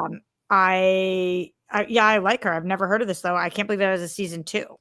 Yeah, there you go. Mike Joyce, how much do you tip on DoorDash? I never do over 5. It depends on how much the order is. You know, I always do. Way over tip there. I think I way over tip on DoorDash. Yeah, I over tip in restaurants. I don't really over tip on DoorDash. I think I usually do about 20%. Usually when I'm doing DoorDash, it's for like grocery. It's a lot of bags. A lot of stuff. Yeah, I get it. Yeah. See, for what I had today, it wasn't. Yeah, if you're just getting like a salad or a pizza or a meal or whatever, I think $5 is probably good. Depends. Armada. Go ahead, Mike. What are you complaining about? Go ahead. No, I'm just gonna ask you. DoorDash groceries? Yeah, they do groceries.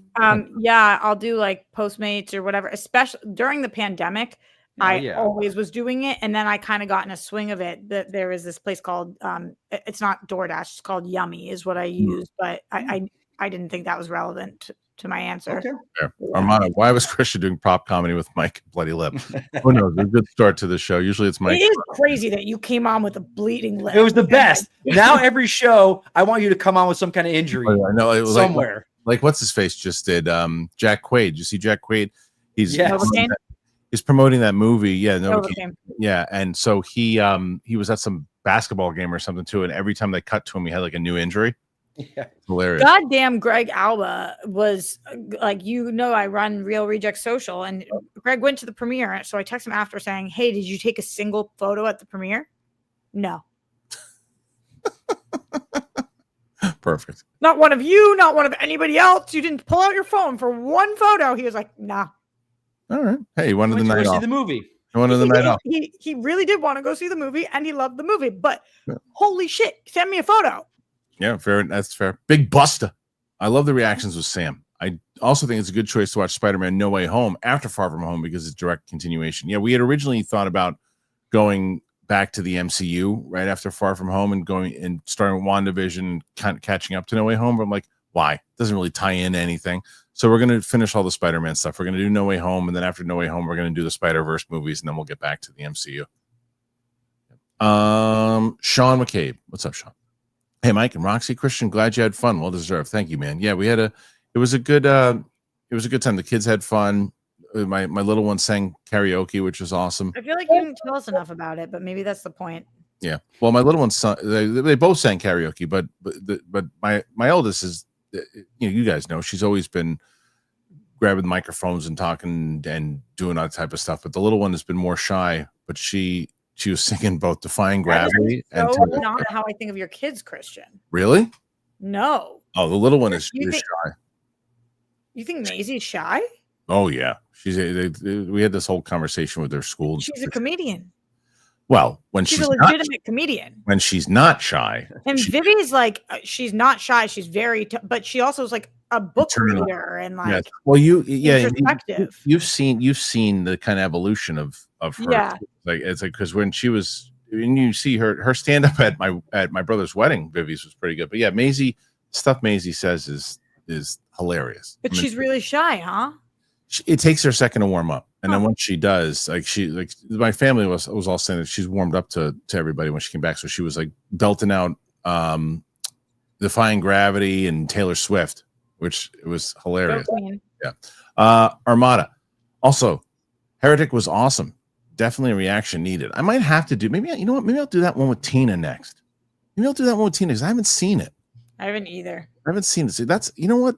Thank you, Armada. You just chose my next reaction with Tina because I've been trying to do stuff. I want one video with her to hit. We haven't had one with her that's been big hit yet. I'm trying to get a hit with Tina. Armada, more Squid Game reactions coming. Yes, but it's on the lower side of things. As I told you guys, I want to stick to my promise and complete them, but I can't put the resources to the things that not a lot of people are watching. The last one barely did 3,000 views. And I can't put the resources into it right now when I have all this other stuff that I have to do because I don't have the time, but I will get to it. I'm not going to watch it until I do the reactions. I got Daredevil reactions I'm doing now too. So it's like, I can't do it when I know like 6 people are going to watch it. And you being one of those people, Armada. So thank you.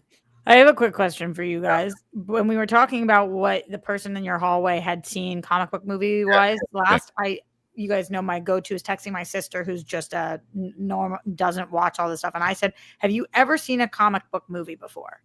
And she said, yes. And she told me which one comic book movie she's ever seen in her life. Ever seen one. Do you guys want to take a guess what it was? Can you, that's kind of be tough. Like Dark Knight. Well, no, how old is your sister? 28. No, she didn't see the Dark Knight. Deadpool Wolverine. I'll say I'll bet you it's some random one. It is. I'll say Ant-Man. It's Hulk. Oh, the first Hulk? Yeah. That's hilarious. Wait, the Eric Bana one? No, Edward Norton, I assume. No. I think it's Edward Norton. She would have been too young. Yeah. Okay, let's see. Next How one. weird is that? Hunter Vance. I can't watch live. I never can. But here's some more support for Roxy and Mike before I go. Have a great day, everyone. Thank you so much. Hunter. Hey, you guys are close to catching Roca. You're 53. Hunter Vance is such a prestigious, like you. I'm Hunter Vance. You must end being. I am Hunter Vance. That's right. Of the Vances. When you walk in, I'm of the Vances. This is my Hunter Jr. All right. Ewok. Would you like to see Amazon make a one-off old man Bond, Mike, in the vein of Logan? If so, who should return for the role? Dalton, Bronson, or Craig? 100%. I mean, me personally would love to see Bronson. Bronson. Tim Dalton, you mean? Dalton, right? Tim Dalton, Pierce Brosnan. I'm reading those back. You guys both kept saying Bronson, and in my head, I was thinking, who the fuck is Bronson? I know. I'm like Bronston. I didn't say Bronson. I said Brosnan. No, I did. Dalton would be my go-to, but I think Pierce Brosnan he would be the best old man. Yeah, that'd be great. Jake S. Kristian, do you remember seeing the Bullseye character? If you do, then you've seen season 3 of Daredevil. I don't necessarily know what that means. Only reason why I think he's asking if you remember in the Netflix series seeing Bullseye. No, I think he's, and Jake can confirm this, but I think because I couldn't tell when I was watching in my reactions, I kept saying, I think that's Bullseye. I'm not sure if that's Bullseye. Yeah, I know you said, yeah, you're right. Yeah. And so I think that's why. Yeah. That's why he said it. Go ahead, Billy. You know something to say? I was talking to someone too. I was like, what happened to him at the end of season 3? Was he in jail? I was like, and he just pops up in this handmade costume. I'm kind of like, all right, here we go. Who's Billy? I don't know. I said good job, Billy. Thanks, Jeff. No problem, Tom. U3 rule. Your chemistry is the tits. The tits. With the relaunch of the new DC. The hallway probably just heard me scream tits. The new DCU. Could we get a reboot of the DC movie news with Roxy and Mike? I'd love it. Can I get a motherfucking Batman from Paul Giamatti? I think that we can make that happen. Maybe. Motherfucking Batman. Mike and I have talked about it. We loved DC movie news. Yeah. Oh, those are and we're still to this day. We are still in a group chat that goes off every once in a while. Yeah. Well, good.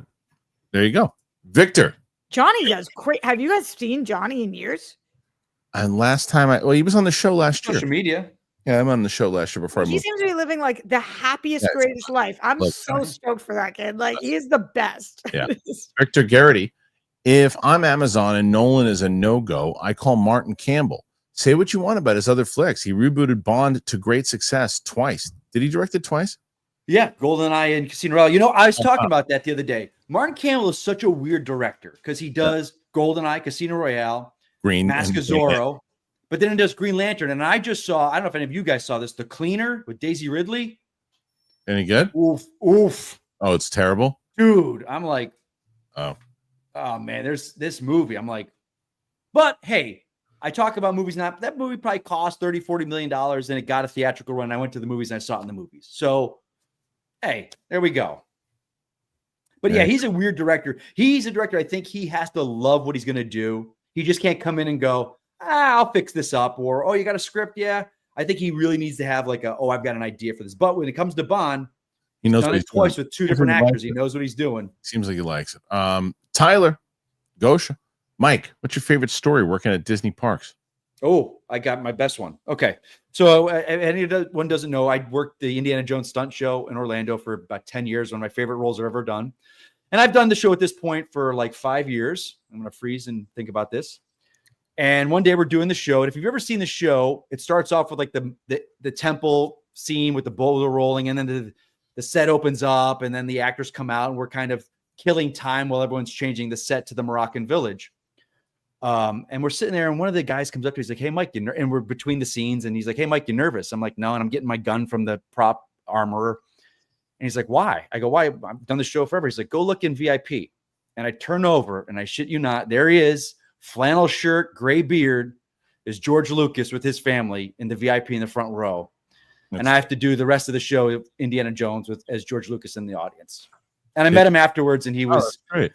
Very George Lucas, very quiet, very reserved, not very talkative, but took pictures with us. And yeah. How cool is that to be watched by George Lucas? Yeah. It was terrifying. Terrifying. You did a very good job. I like it. Very good there. Yeah. Terrifying, Roxy. My favorite George Lucas video of all time is the guy who was doing just the commercial in San Francisco and randomly or like a documentary, whatever he's doing. Oh, George, he comes right behind him. Walks walk. He's just like. I just watched some newscaster that was doing something, and then Chris Hemsworth was behind her. Did you see this? And he grabs the mic. Oh, I did see that. I saw that. Yeah. I was like, what the hell? This is the female gaze. No, that's Chris Hemsworth. Female gaze. Oh, cool. You and I both love him. We love him. Mike, that's so cool, Mike. That does look like something that you get at Universal Studios. That picture there, I believe that it's real, obviously. It looks like he's a cutout. It looks like a cutout. It does. And you kind of do too, though. But so, yeah. Let me tell you this. So here's another story. So when Shannon moved into my house. We only had one. Oh, okay. That's a good one. If we get to 100, Mike gets to tell his other story. Tell this. All right. Okay. So when we moved into the house here, Shannon moved into the house. Yeah, you look good. We're arranging stuff and moving things around. And I hear her in the corner. She's like, hey, babe, who's this? And I go, what do you mean? She's like, this picture. There's this guy with you and this old guy in a beard. Who is this? I go, what? She goes, who's this guy? I go, George Lucas? And she's like, who? She had no idea who George Lucas was. I mean, but look, I wonder. Dude, it's George Lucas. He's got a look. It's not like. I'm going to ask my wife. I'm going to send Did that make you second guess the moving? I'm going to put. But Roxy, I mean, if someone say Denis Villeneuve, if he said, who's this? You wouldn't know. But George Lucas, all right. This, so I'm going to send this picture. I'm sending a picture of George Lucas to my wife. Do you guys think she knows who it is? No, but it's not recognizing by the photo is one thing, not knowing his name. Right. I'm going to ask two things. I'll ask them. I'm going to, do you know who this is? Question mark. What, Roxy? What do you think Lucasfilm was? Just some guy. Just whatever. She's not, she's not into those films, so. Ewok, my top 5 Bond films: On Her Majesty's Secret Service, The Living Daylights, GoldenEye, Dr. No, and Casino Royale. What would you swap for your top 5, Mike? That's a great top 5 right there. I might put in The Spy Who Loved Me. Okay. Or Only. I put those somewhere. Roman Fedora, hail. Roxy, I'm catching up and enjoying your reactions. I loved your Coppola Dracula reaction. What are some of your favorite reactions? Thanks. Oh, thanks, man. I loved that movie. So good. You guys probably already knew that. Yeah, it's good. Did you? Which one did you like better, Nosferatu or that one? I think Dracula, but same story, obviously. What'd you say? Same story, obviously. Yeah, they're both so good though. I loved the Orphan 2 reaction with Greg because I was shocked by that. Society of the Snow with John because I never would have seen that movie otherwise, and I just thought it was the most beautiful, incredible movie. And then all the Chucky ones with Tara. Chucky's is my actual favorite franchise now. So best. Mearsum, Serenity Moon, support for the lovely Roxy and the passionate Mike. There you go. Okay. I feel like lovely is a word that I get described as sometimes that doesn't feel like it matches me. I think it can be lovely sometimes. I so appreciate you though. I think when people call me passionate, they're just like, well, he's an asshole. No, passionate. Like being called passionate, I think any one of the three of us could be called passionate and probably fits. Yeah. Lovely, so nice, but lovely. Me? Yeah, lovely works. GoPal. Is there any actual reason why studios don't offer more points and lower upfront salaries? Agreed. Seems like an obvious way to reduce budgets and share risk. Agreed. That's because so many people wouldn't want to do that. Right. And and it's also because the studios are like, well, speaking of George Lucas, what do you want? Toy sales and merchant? Yeah, go ahead. You can have that. We'll take this. And then they realize real quick. You know, it's funny. You hear these stories though, where people do want points and they do take them and they still never make money because the studios, the way they report it. Like there's one movie, I forgot what it is, where to this day has not made its money back in the accounting way that the studio did it. But it's one of the most famous movies of all time. And the writer, I think, always talks about because he wanted back end points. And he's like, yeah, the studio, he's like, it's been a lawsuit forever and I'm never going to win it. But they say the movie lost money. Malibu's Most Wanted. Sure. Yeah, one of the most famous movies of all time. Malibu. Boat Trip. No. Boat Trip. Boat Trip. Mike Joyce, what movie made you see an actor in a new light? For me, it's Dennis Hopper after I saw Blue Velvet. Such a strange and unsettling role. I'd probably go Robert Pattinson in Rover. Good question. Yeah. Charlize in Monster. Okay, my wife knew. She said, George Lucas. There we go. Yeah. Okay. An actor in a new light. You proved the point. You got it. Oh, honestly, De Niro in Meet the Fockers or Meet the Parents. Oh, because of comedy? Yeah. I mean, I know he had done comedy before that, but that was the one to me that I was like, this guy is hysterical. Jennifer Aniston and Cake. Oh, that's a good one. That's a good one. You'll be happy about this, Roxy. So Vivi and I just started she wanted to watch Friends. So we watched the first 2 episodes of Friends together. What does she think? She liked it a lot. Yeah, she liked it a lot. Are you gonna do 10 seasons? We're gonna try to watch. I mean, I just got to get her to get off her freaking phone and I can watch it with her. But like, she loves. You want to guess who her favorite is? Is it Rachel? No. Oh, good job, girly. Everybody's favorite when they're not Ross. No. She likes Ross. She likes Ross, but not her favorite. Is it Chandler? No. It's Phoebe? Yeah. She loves Phoebe. Phoebe is the best. Phoebe and Chandler are my 2 favorites. But when I was her age, it was Rachel because she was just. This is such a crazy thing to say, but she was just so pretty. Yeah, she doesn't care about that. She likes quirky and yeah, Phoebe's great. And how ridiculous she is. Yeah, PLD Projects. Mikey's internet is a brave new world. Yes, it is. Thank you, PLD. Okay, next one. As we are approaching Roca territory here, El Baba Yaga. Mike, it was me that suggested the item. It will help your Wi-Fi. It amps up the signal and it lets you create personal networks. You can have a Wi-Fi just for work and one for personal items like TV or others. There you go. Here's the thing.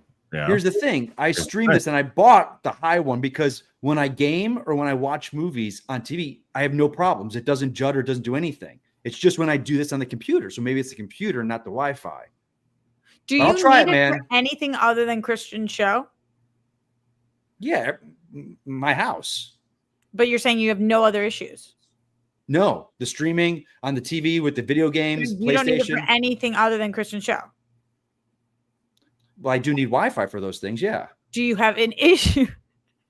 God damn it, Mike. Do you have an issue with anything other than Christian? No issue. No issue. That's what I'm saying. It works fine. Yeah. It works fine on those things, Rox. That's what I said. So let me help you. I was going to say, if the only problem you're having is on the show, Then Kristian's got to get it for you. All right, here we go. God damn it, Mike. Super sticker. Thank you, Black Bono, LA.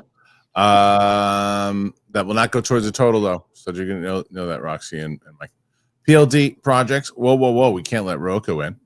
Well, where's Crystal? Where's the magic lady? She knew you were on. She doesn't think I'm here today. Yeah, that's why. PLD projects. You are so right, Roxy. I don't know about what, but probably true. Dane Smith. PLD. Peak hot mess. I am here for it. Kristian literally showed up bleeding. I mean, I don't even know what to. What can you add? What can you ask? He's a clown. That's awesome. I still don't think superhero fatigue is a thing, but Marvel fatigue for sure has set in. I'm still hoping they win us back because I love the MCU. I do think that I think Marvel fatigue they're just on a down. They got to get it. You can get it back if you just go. You hit it. This is a what have you done for me lately thing. If you can go boom, boom, boom, and hit 3 in a row, people go, oh, here, Marvel's back. We're eating good tonight, right, Mike? We are so back. We are eating good. Jesus. Yep. Superhero is not as much of a genre as people think it is sometimes. Like there's going to be just still such a future for superhero movies where we get horror movies, comedies, romance movies, like that. I don't think that superhero fatigue can ever really fully set in, but Marvel fatigue is definitely a thing right now. Yeah, but I also think we've got 2 studios making these movies and that's it. Like where are these other lower budget comic movies that we, they're Marvel and DC. So when you say the superhero franchise, there's DC and there's Marvel right now. Marvel is in a slump. DC was there, so we'll see. PLD projects. My new favorite bit is how out of touch Kristian is in TV, but I'm right there with them. Which out of touch in TV? What were you out of touch about? I don't know. Your pictures. Oh, your pictures. But I didn't know Grace. She's not on the show either anymore. Oh, the pictures. Yeah. She does the intro voiceover. Probably makes about $20 million for that too, an episode. Good for her. All I did was put Ellen Pompeo is a beast. She was the highest paid woman in fair, I said Grey's Anatomy latest season TV poster, and that's what they gave me. Hey, little movie trivia schmodown from the champ, from the 3-time champ. Ellen Pompeo was the original Karen Page in Daredevil in 2003's Ben Affleck. Yes, I'll give you some other movies. She played Karen Page. She also played Jim Carrey's girlfriend that he was with when he met Kate Winslet in Eternal Sunshine of the Spotless Mind. There were deleted scenes of her. Go Pal. I used to watch Grey's for Izzy back in the day, but fell off the time they aired a new episode on Thanksgiving. I never caught up. Maybe 2007. That's when the show was on for 40 years. Now, neither of you guys name who played Izzy. Was that the Latin woman? Is Katherine Heigl Latin? Oh, yeah, I remember. Oh, that makes sense. 2007, because that's when all that shit went down with when she got herself in trouble. That makes sense. That's not. There was a Latin nurse on there though. I enjoyed. Okay, good for you. Oh, you don't know, Rox? You don't know? There's been several through the years. Miss TV Time doesn't know. There's been a lot of different people. There's a curvy Latin woman in the scrub. That's all I remember. Roman says this one is for the always incredible. Ended up being a non-binary person on Sex and the City's reboot. I don't know. Oh. Are you listening to what Roman just said to you? No. This one is for the always incredible Roxy. Thanks, Roman. This one's for I've been recently being like Roman, and I don't know why. So thanks, Roman. Thank you. You're welcome, Roman. Thank you very much. Knockaround guy. Just binge Shrinking season 2 to sit through some feelings. What's your go-to show or film when you're down? People have asked that question before. Stop this. And Jesus, now what did you hit yourself on? Stupid microphone thing, but not my face this time. It was, I don't know, as far as when I'm down, I listen to music. I don't really go to TV and music, or TV and movies. You know what my thing is? And Roxy, I so admire you. You've got all this television you watch. I can't stop going back and watching old stuff that I love. Yeah, I get it. So Mission Impossible films, I'm doing those again right now. Not because the new one's coming out. I was feeling kind of crappy the other day, and I was like, I'm going to put in Fallout. And now 6 days later, I've watched one every night because they're so damn good. All right. Here's the next one. Oh, Friends. That's a good one. Okay. Oh. PLD projects. Daredevil is going to get better and better as it goes along, as Benson and Moorhead move away from what was started before they got there. Great directors by Roka. Yeah, it looks like I'm with Roxy. I think 2 is better than 1 episode. Episode 2 is much better. Did Roka not like it or something? No, he was saying bye Roka because you guys look like you're going to pass him today. Keep going. Let's go. You need like something like that. You need like one more to beat him. Chris Jones. Hey, Roxy, could you please recommend the companion movie to Christian? I feel like he would really enjoy it. It was awesome, Christian. It made for a really good reaction. Did you see the trailer to this? No. Okay, so if you can avoid any spoilers and watching the trailer at all, this would be a great reaction. Did it do well for you? I think so. Let me check right now. For you and Tina? Probably Katina, yeah. Yeah, I think that it did well for us. I'll look right now, but I covered it with Greg. Usually he doesn't put himself on anything that doesn't do well. It's just weird because like I just I wouldn't either. If it's my channel, I'm putting myself on the big stuff. I just don't know if people give a shit about horror stuff on my channel, because every time I put a horror movie on, it's usually stuff that I've never seen. Nobody watches it. And the same thing, it's like mid for us. It has 36K views. Right. That's 1.2 million subscribers. That means nobody's gonna watch it on my channel. Yeah, maybe. It's really, then you should just watch it. It's really, really good. It's Jack Quaid. It's got the girl from Yellow Jackets. Oh, yeah, you know what it is. That Katie just interviewed on her channel. Harvey Guillen from Guillen too? Okay, I see. Joey Pedros. I get the hesitation at adding Flash and Wonder Woman so soon to the DCU, but I feel like delaying them is also a mistake. Thoughts? I agree, because you don't think so? I don't. There's I can't tell what you're saying no to. No, they shouldn't delay, or no, you think it's a mistake. Mike? No, she's asking you. Mike, you were going no.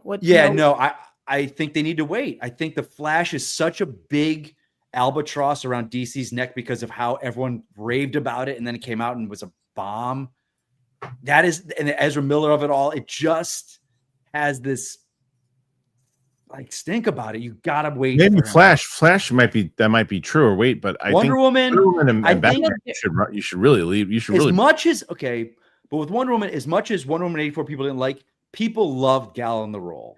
And it's still fresh. It's still fresh. And so is Batman. How would you feel? You got to get Batman out there. You got to get Batman out there. That's like I said. But wait, to go after that argument, we just had 87 Batman within the last 5 years. Like I said, with the Batman came out, that movie made $700 million right at the end of a pandemic. People go to see Batman. I know that name gets people in the seats. If they have a Wonder Woman, I don't know. That's not the same thing. You don't get people in the seats on Wonder Woman yet. Because it doesn't have the same legacy in movies that Batman does. Mike, how would you feel if it wasn't Barry Allen? Differently? If it's Wally West? I don't think the audience is because I mean, they need to pull a Marvel with their casting on Barry Allen and make him comic book accurate. They like Momoa as Lobo. That is incredible casting. And so Marvel, you don't think they could do Flash sooner if it wasn't Barry Allen? I think people still love the Gustin stuff. I think he was Barry Allen. They still love Gustin. I still love Gustin. I know you do. And there's a huge corner of the audience that loves him as the Flash. Yeah, and that's great. The Flash. You had 10 seasons of that. Yeah. You got to wait. Well, you do Wonder Woman first, but I think they're smart doing Themyscira, where you get the Amazons going, you build up the Amazons, you just gotta and then you bring Wonder Woman. Superman doesn't do well, and they don't crash the DC. You can bet your ass Batman or Wonder Woman's coming next. Batman's coming next. Is Yellow Jackets horror? I'd say yes. Okay. Suspense, horror, thriller. First episode looked pretty creepy. Yeah, it's creepy. Oh, Rocky, that's what I wanted to tell you. I'm glad that I just remembered this. On the plane, I watched the first 3 episodes to the Dexter prequel. And it's awesome. Oh, why are we like this, Christian? It's awesome. I know. Why am I not doing? I don't get why I'm not watching this. So I don't know if I would have watched it. I would not have been on the plane. But the reason why I tuned into it is because everybody told me how good it was, and I'm a big Dexter fan. I'm all caught up on the entire series, and then I was like, all right, let me check it out. People say the kid who plays Dexter is amazing. Everybody who plays it's called Original Sin. Yes, and it's great. And are they going to do another season of it? Like, is it worth me? I don't think so. I think they're actually going to go into another season of Dexter. Man, I feel so weird that I haven't watched this. I loved Dexter so much. You will love this show. Okay. Well, watch it for next week. All right. You will love it. If you're a Dexter person, I'm not here next week. Well, whatever. When for your next time, you should watch that because I did not next Tuesday. That's easy. Not the last season they did was I liked the ones in the woods. The one that they ended the whole series with, the way it was terrible. One of the worst season finales ever. It was so disappointing. Not one of. I think it is the worst season finale of all time ever. It was so bad. It was so bad that I was like, I remember I didn't even finish the whole thing. It was terrible. I just watched the end of it to see what happened. It was terrible. But when I had COVID, it's like 2022 or whatever it was. I watched that whole thing and I liked it. I did too, and I did too. I like this better. Wow. I like this. God, I gotta get on that. Okay. So okay. It reminds me of old school Dexter. It reminds me of like the first 2 seasons of Dexter. It's really good. Knockaround guy. Between Landman and Lioness, which do you recommend? I unfortunately was about to say I know that Mike has only seen Lioness, and I know that I've only seen Landman. Oh, so we're not a good duo for this. Well, again, Roxy. Sorry, would you say, Roxy, that because they're 2 different shows, it's not like they're in the same kind of ballpark, and like mine is spy action. Yeah, but it's impossible to recommend things over something else if you haven't seen it, because you never know. And I like all different genres. I hear Lioness is amazing, and it's high up on my list of things to watch. But I will tell you, Landman is not usually up my alley. That kind of show, I was blown away. It's maybe his best show that I've seen. Like, it is so good. It's so funny. People tell me that, like, Mike, it's not your type of show, but you will love Landman. It's not my type of show. Because why would I watch an oil rig show? But it's so good. Yeah, I'm just going off of, if I see the 2 on paper, Mission Impossible, James Bond, Lioness is my thing. So, but Lioness, Roxy, you gotta watch it. I know. You gotta watch it. It's so good. Lioness, yeah. Which is the one that Roka, he loves both of them, doesn't he? I think he loves Lioness too. Like, to me, Lioness is the kind of show that I would kill to be on. Like, just kill as an White Lotus is the kind of show I would kill to be on. I would crush on White Lotus. I've been thinking about that recently. Anyway, all right, let's move on to the next one. Hold on a second. I'm looking, and I think I have it. Landman's Billy Bob Thornton, right, Rox? Yeah. I heard it. I hear it's awesome. It's so good. I love this. Just go, pal. Sorry, go, pal. I don't usually watch horror, but I'm realizing in the last few weeks that I've seen Nosferatu, Strange Darling, and Companion, and I didn't have a problem, because you like the kind of stuff that I like. I like well-written, intellectual type of things too. I don't like the slasher films and the lazy. Do you like Jordan Peele? Yeah, I liked his first 2. I didn't like the last one too much. Nope, it's fine.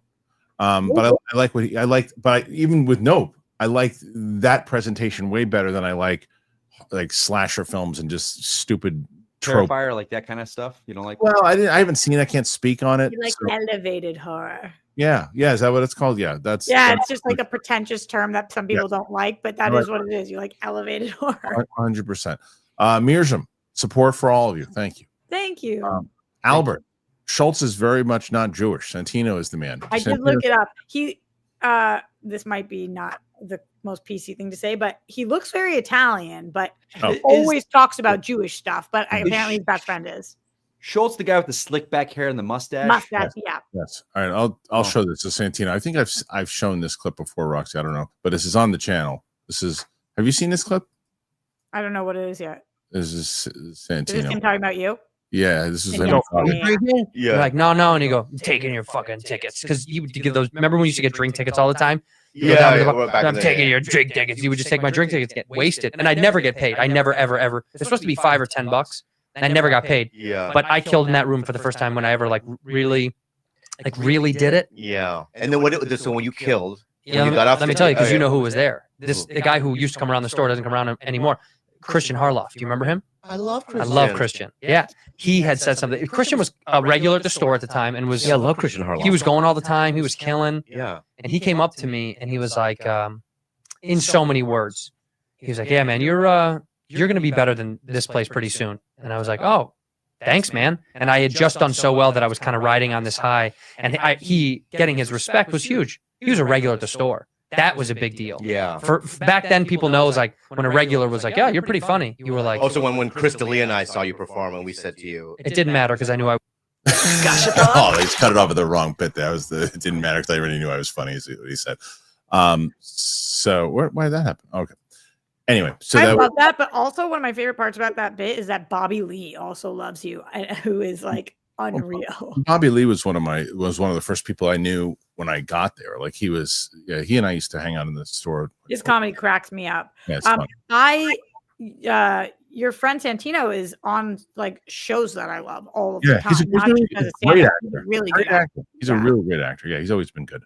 Zach Mine talks movies. I'm watching the beginning and dying. Yeah, that was pretty funny. Nick, knock around. Are you like feeling okay, Kristian? I'm good. Like, stop rubbing it and maybe put ice on it. I want to see every show now. Some random accident happened to you. Knock around guy. I hope they make Bond a super spy again with fun gadgets and over the top villains. Gritty Bond just feels like MI or other spy movies. Bond can be campy and work. It depends on how they do it. I mean, you might run into Kingsman territory though. Mike Joyce. Mike has been freezing in the best positions today. It's been pretty great. Go pal. But now it hasn't been happening. What's going on? Don't jinx it. Also, those unfortunately named corals from the Caribbean, that's showing up a lot in the Bond books, which they say like is normal. Yeah, the Bond books is very dated, so they're not, as Mike said, it's gonna be very. They are. Yeah. Sean McCabe. Mike Joyce is my bearded buddy. Mike Joyce and Sean McCabe are supporters of the show in general. So glad to have them on here. And old man Mike coming in hot. Nice Mike snafu. How's it feel, you smart ace? Thanks, Mike. Mirjam. Did you watch the Love is Blind reunion, Roxy? Thank God for you, Mirjam. I can't believe I didn't put that on my list. Oh, no. Yes, I did watch the live reunion. Yeah. There you this go. was a lackluster season with a interesting reunion. Thank you for that. Yes, Mikey. But so Shannon's out of town, so I haven't watched it because she wants to watch it. But of course, all over social media is going that one girl that turned down the guy on the altar because of his beliefs on certain things. Woof. That got a certain group mad. They were pissed that she turned him down. Yeah, that's what it was. Because she couldn't understand that. She's like, why would she turn him down? Albert Glowacki. A Roxy TV-based podcast would be essential viewing. Woo! Thanks, Albert. Sure. Torino. Roxy Mayfair Witches stars Alexander Daddario. Yeah, she found that. She looked up at it. And then we interviewed her together, right, Kristian? Yes, we did. She was good. I mean, her and Tyler Hecklin. Yeah, he was great. I love him. Yeah, he's great. Okay. Kristian, have you been to Keyspan at Coney Island? I haven't. I saw White Stripes there back when, and Jack White came out for the encore and said, "Hey, you didn't start chilling until you saw me," and left for 5 more minutes. It's hilarious. No, I didn't. I haven't been there, but I hear. That's a wild story. Yes, it is wild. Wild, wild, wild indeed. Wild, wild west. Exactly. Wild, wild west. PLD. Yeah. Outlaw Opposition Organization. Real nice. OOO. Are you the president of OOO? Ian Davis, Mike and Roxy. I love this team up. It is tragic how bad Mike's internet is, but it's absolutely hilarious. Roxy, what kind of movies are you trying to be cast in? What's your dream role? So cute. Thank you so much for the question. I'm really into horror recently. I would say horror and comedies. I mentioned White Lotus. I love television. I have yet to be on a TV show, and I have found myself in this kind of like indie movie circuit, which I'm loving. But it would be so sick to do something that was in TV, because you guys know my dream is television. You know it so well. Yeah. I did watch Guy on Matlock, by the way, over the weekend. I haven't seen him yet. I'm waiting, but I will. He's great. Matthew Garrett. So Captain America is Steve Rogers. Well, Mike, just so you know, who we're doing the show with. Do you know that last week Kristian 10 Toes Down said that the best actor that has ever been on the show was Mike Kalinowski.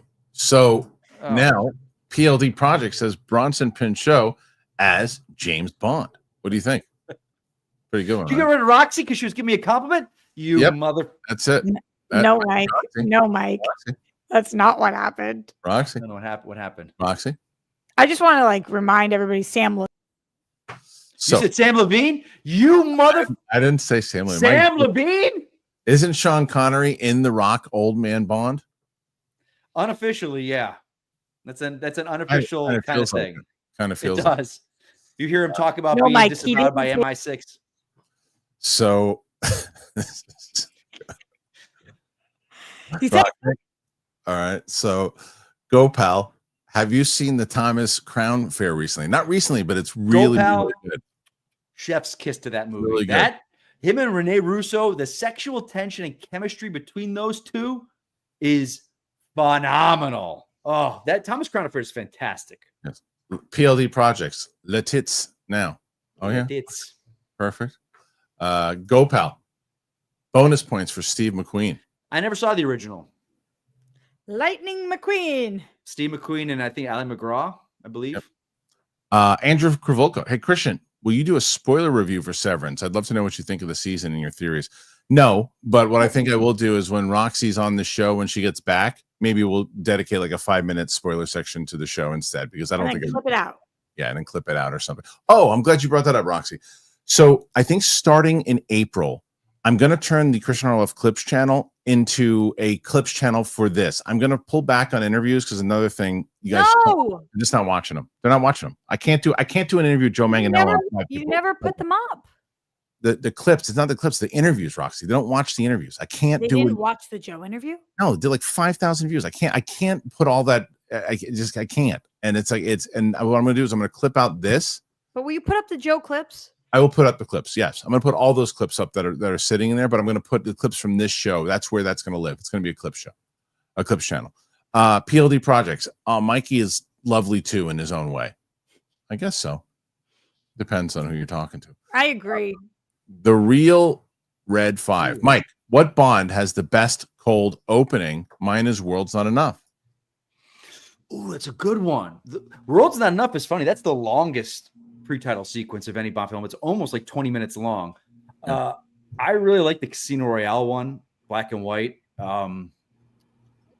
Octopussy as a kind of a good place in my heart because that's the first Bond film I saw in theaters. I've never seen. I love the Bond girl in that one. I've never seen any Bond movie ever. Yeah. When people say Octopussy, I giggle. No, I saw GoldenEye like a few years ago for the first time. It's my only Bond movie I've seen. When people say Octopussy, I giggle every time. What is Octopussy? Wait, we can't get into that right now. Because I only have you guys for a little bit left. Is it a sex thing or no? No, it's a woman. It's a character. Yeah, and her name is Octopussy. Yes, Sarah, friend. Good old fashioned Ethernet cable, simple as Mike. There you go. Do that. Look, I can't pull it up because it'll pull out, but I have an Ethernet cable plugged in. It's terrible. Sarah, friend. No such thing as nerd content fatigue, just badly written, made content fatigue. I agree. Not wrong. I agree with wrong. that. All right, let's see next one here, and this is Sun Tzu. Hey, gang, I'm seeing Batman silhouette and Creature Commandos. I'm not sure that Richardson shouldn't play Batman. I don't think we need an Oscar caliber actor to play Bats. Not saying Alan isn't. Just because they made him bigger. It's a cartoon. That doesn't make him. Yeah.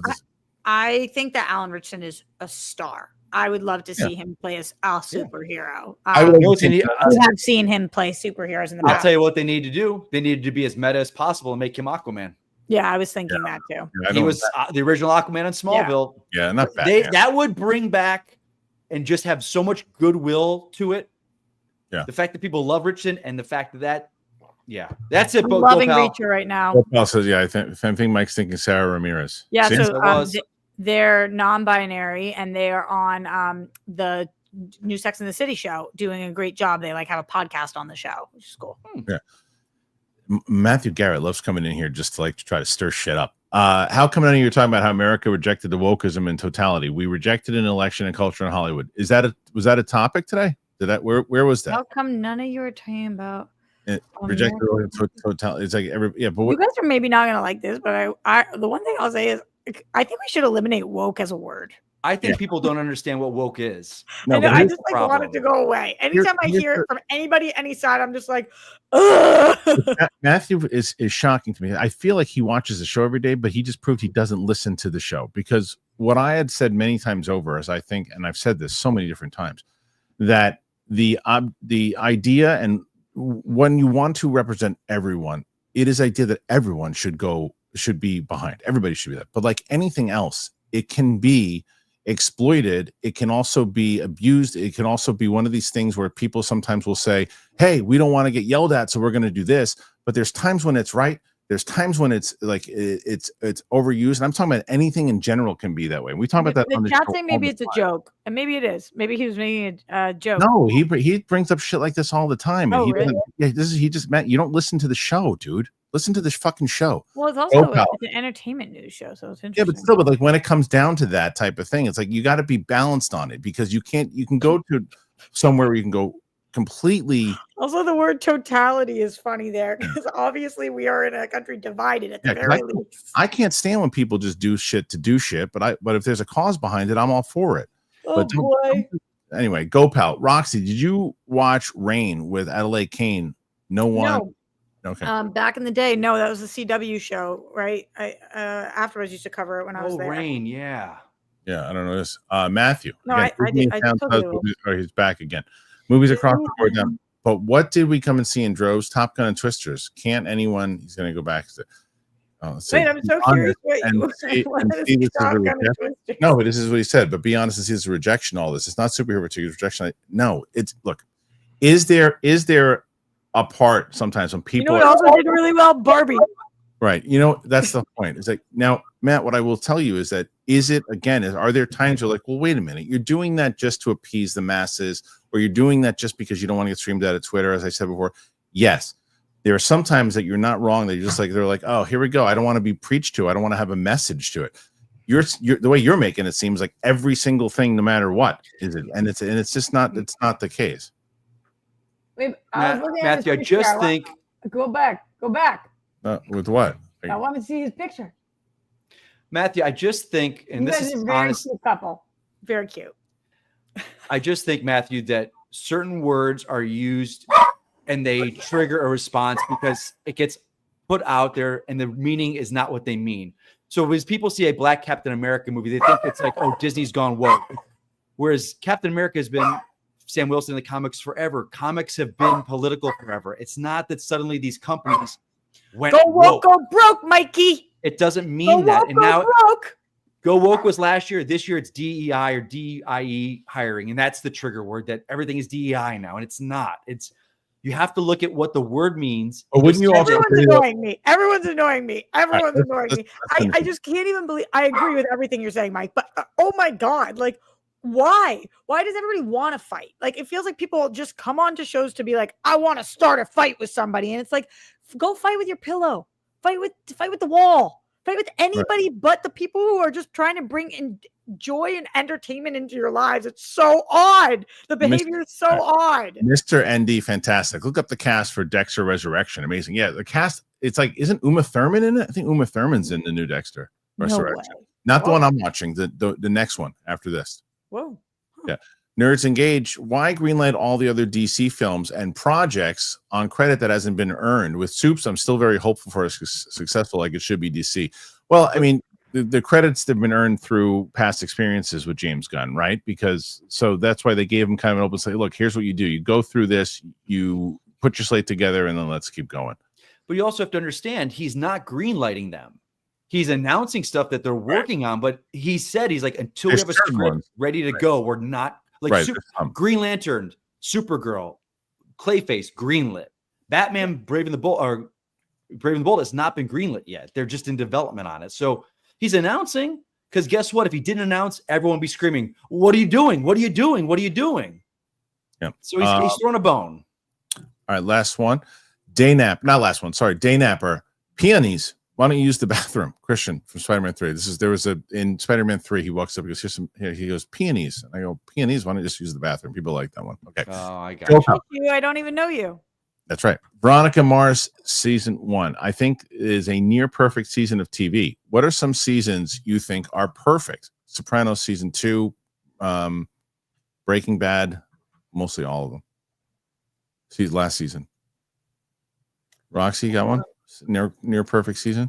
Oh my God, there's so many. I'm panicked right now, though. Think of it and we'll answer before we leave. Every season of The Leftovers. Oh yeah, it's great. It's a good show. You serious? People forget going to Infinity War that the Avengers weren't together.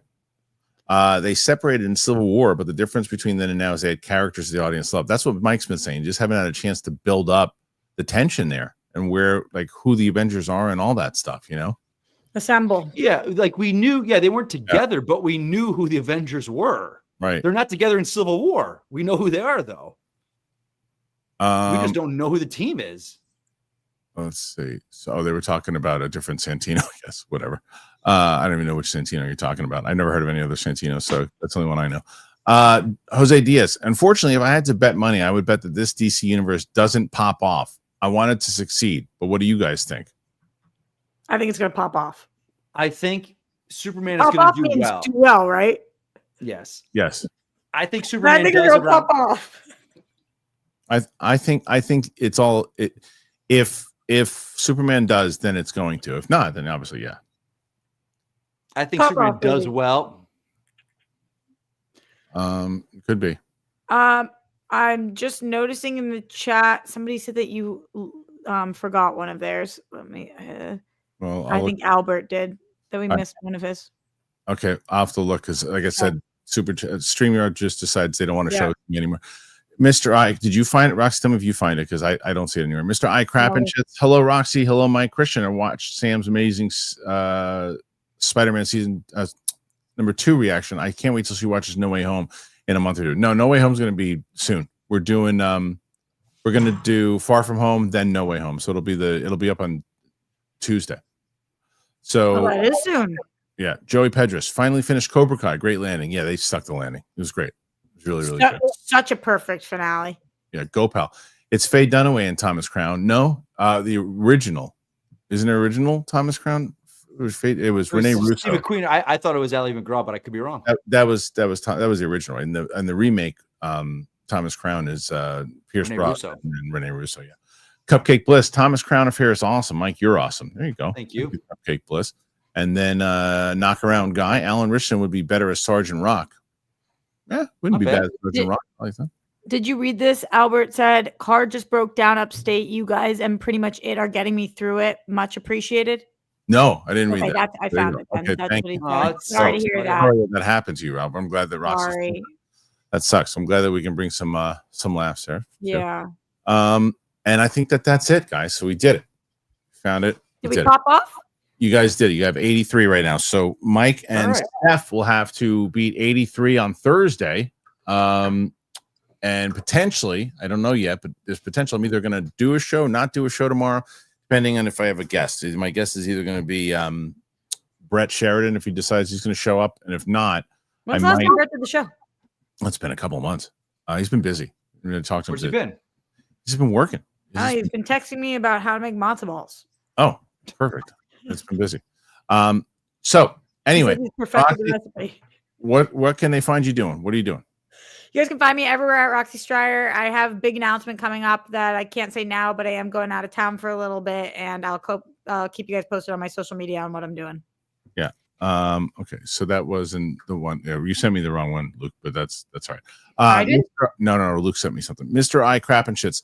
Thought you were going in MCU order. So we were for 1 through 3, phases 1 through 3. But then as we were watching the Spider-Man movies, I was saying to Luke this morning, I'm like, I don't know if it really matters if we go out of order for the Spider-Man thing, because Spider-Man No Way Home doesn't connect to anything inside the MCU that we would be missing out on. So we're gonna go do all the Spider-Man movies, do the Spider-Verse movies, and then back to WandaVision, because it doesn't connect. There's nothing that connects.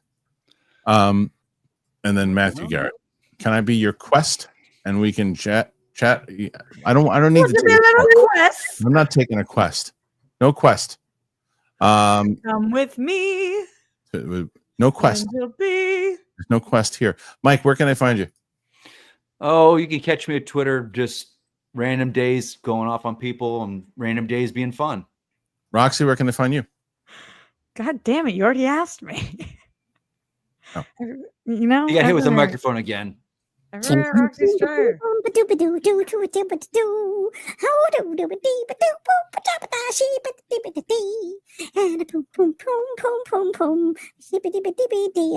these in your face. I'll put them all over the place.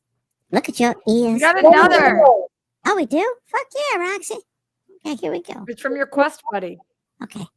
Matthew Garrett. Oh, let's go to the voting polls next time. Me and you, Matthew Garrett. See, he just wants to be. He's having a rational discussion. I appreciate that. Love to you three, not fighting, just asking. That's fair. That's more than fair. I feel like the way he phrased it wasn't just asking, but maybe through our conversation, he changed his mind to it being just asking. And if that's accurate, you're always allowed to be the best version of you and a better version of you. And Matthew, you're cool in my book, man, as long as you show up as a kind one. Roxy, will you marry me? No. Oh, come on.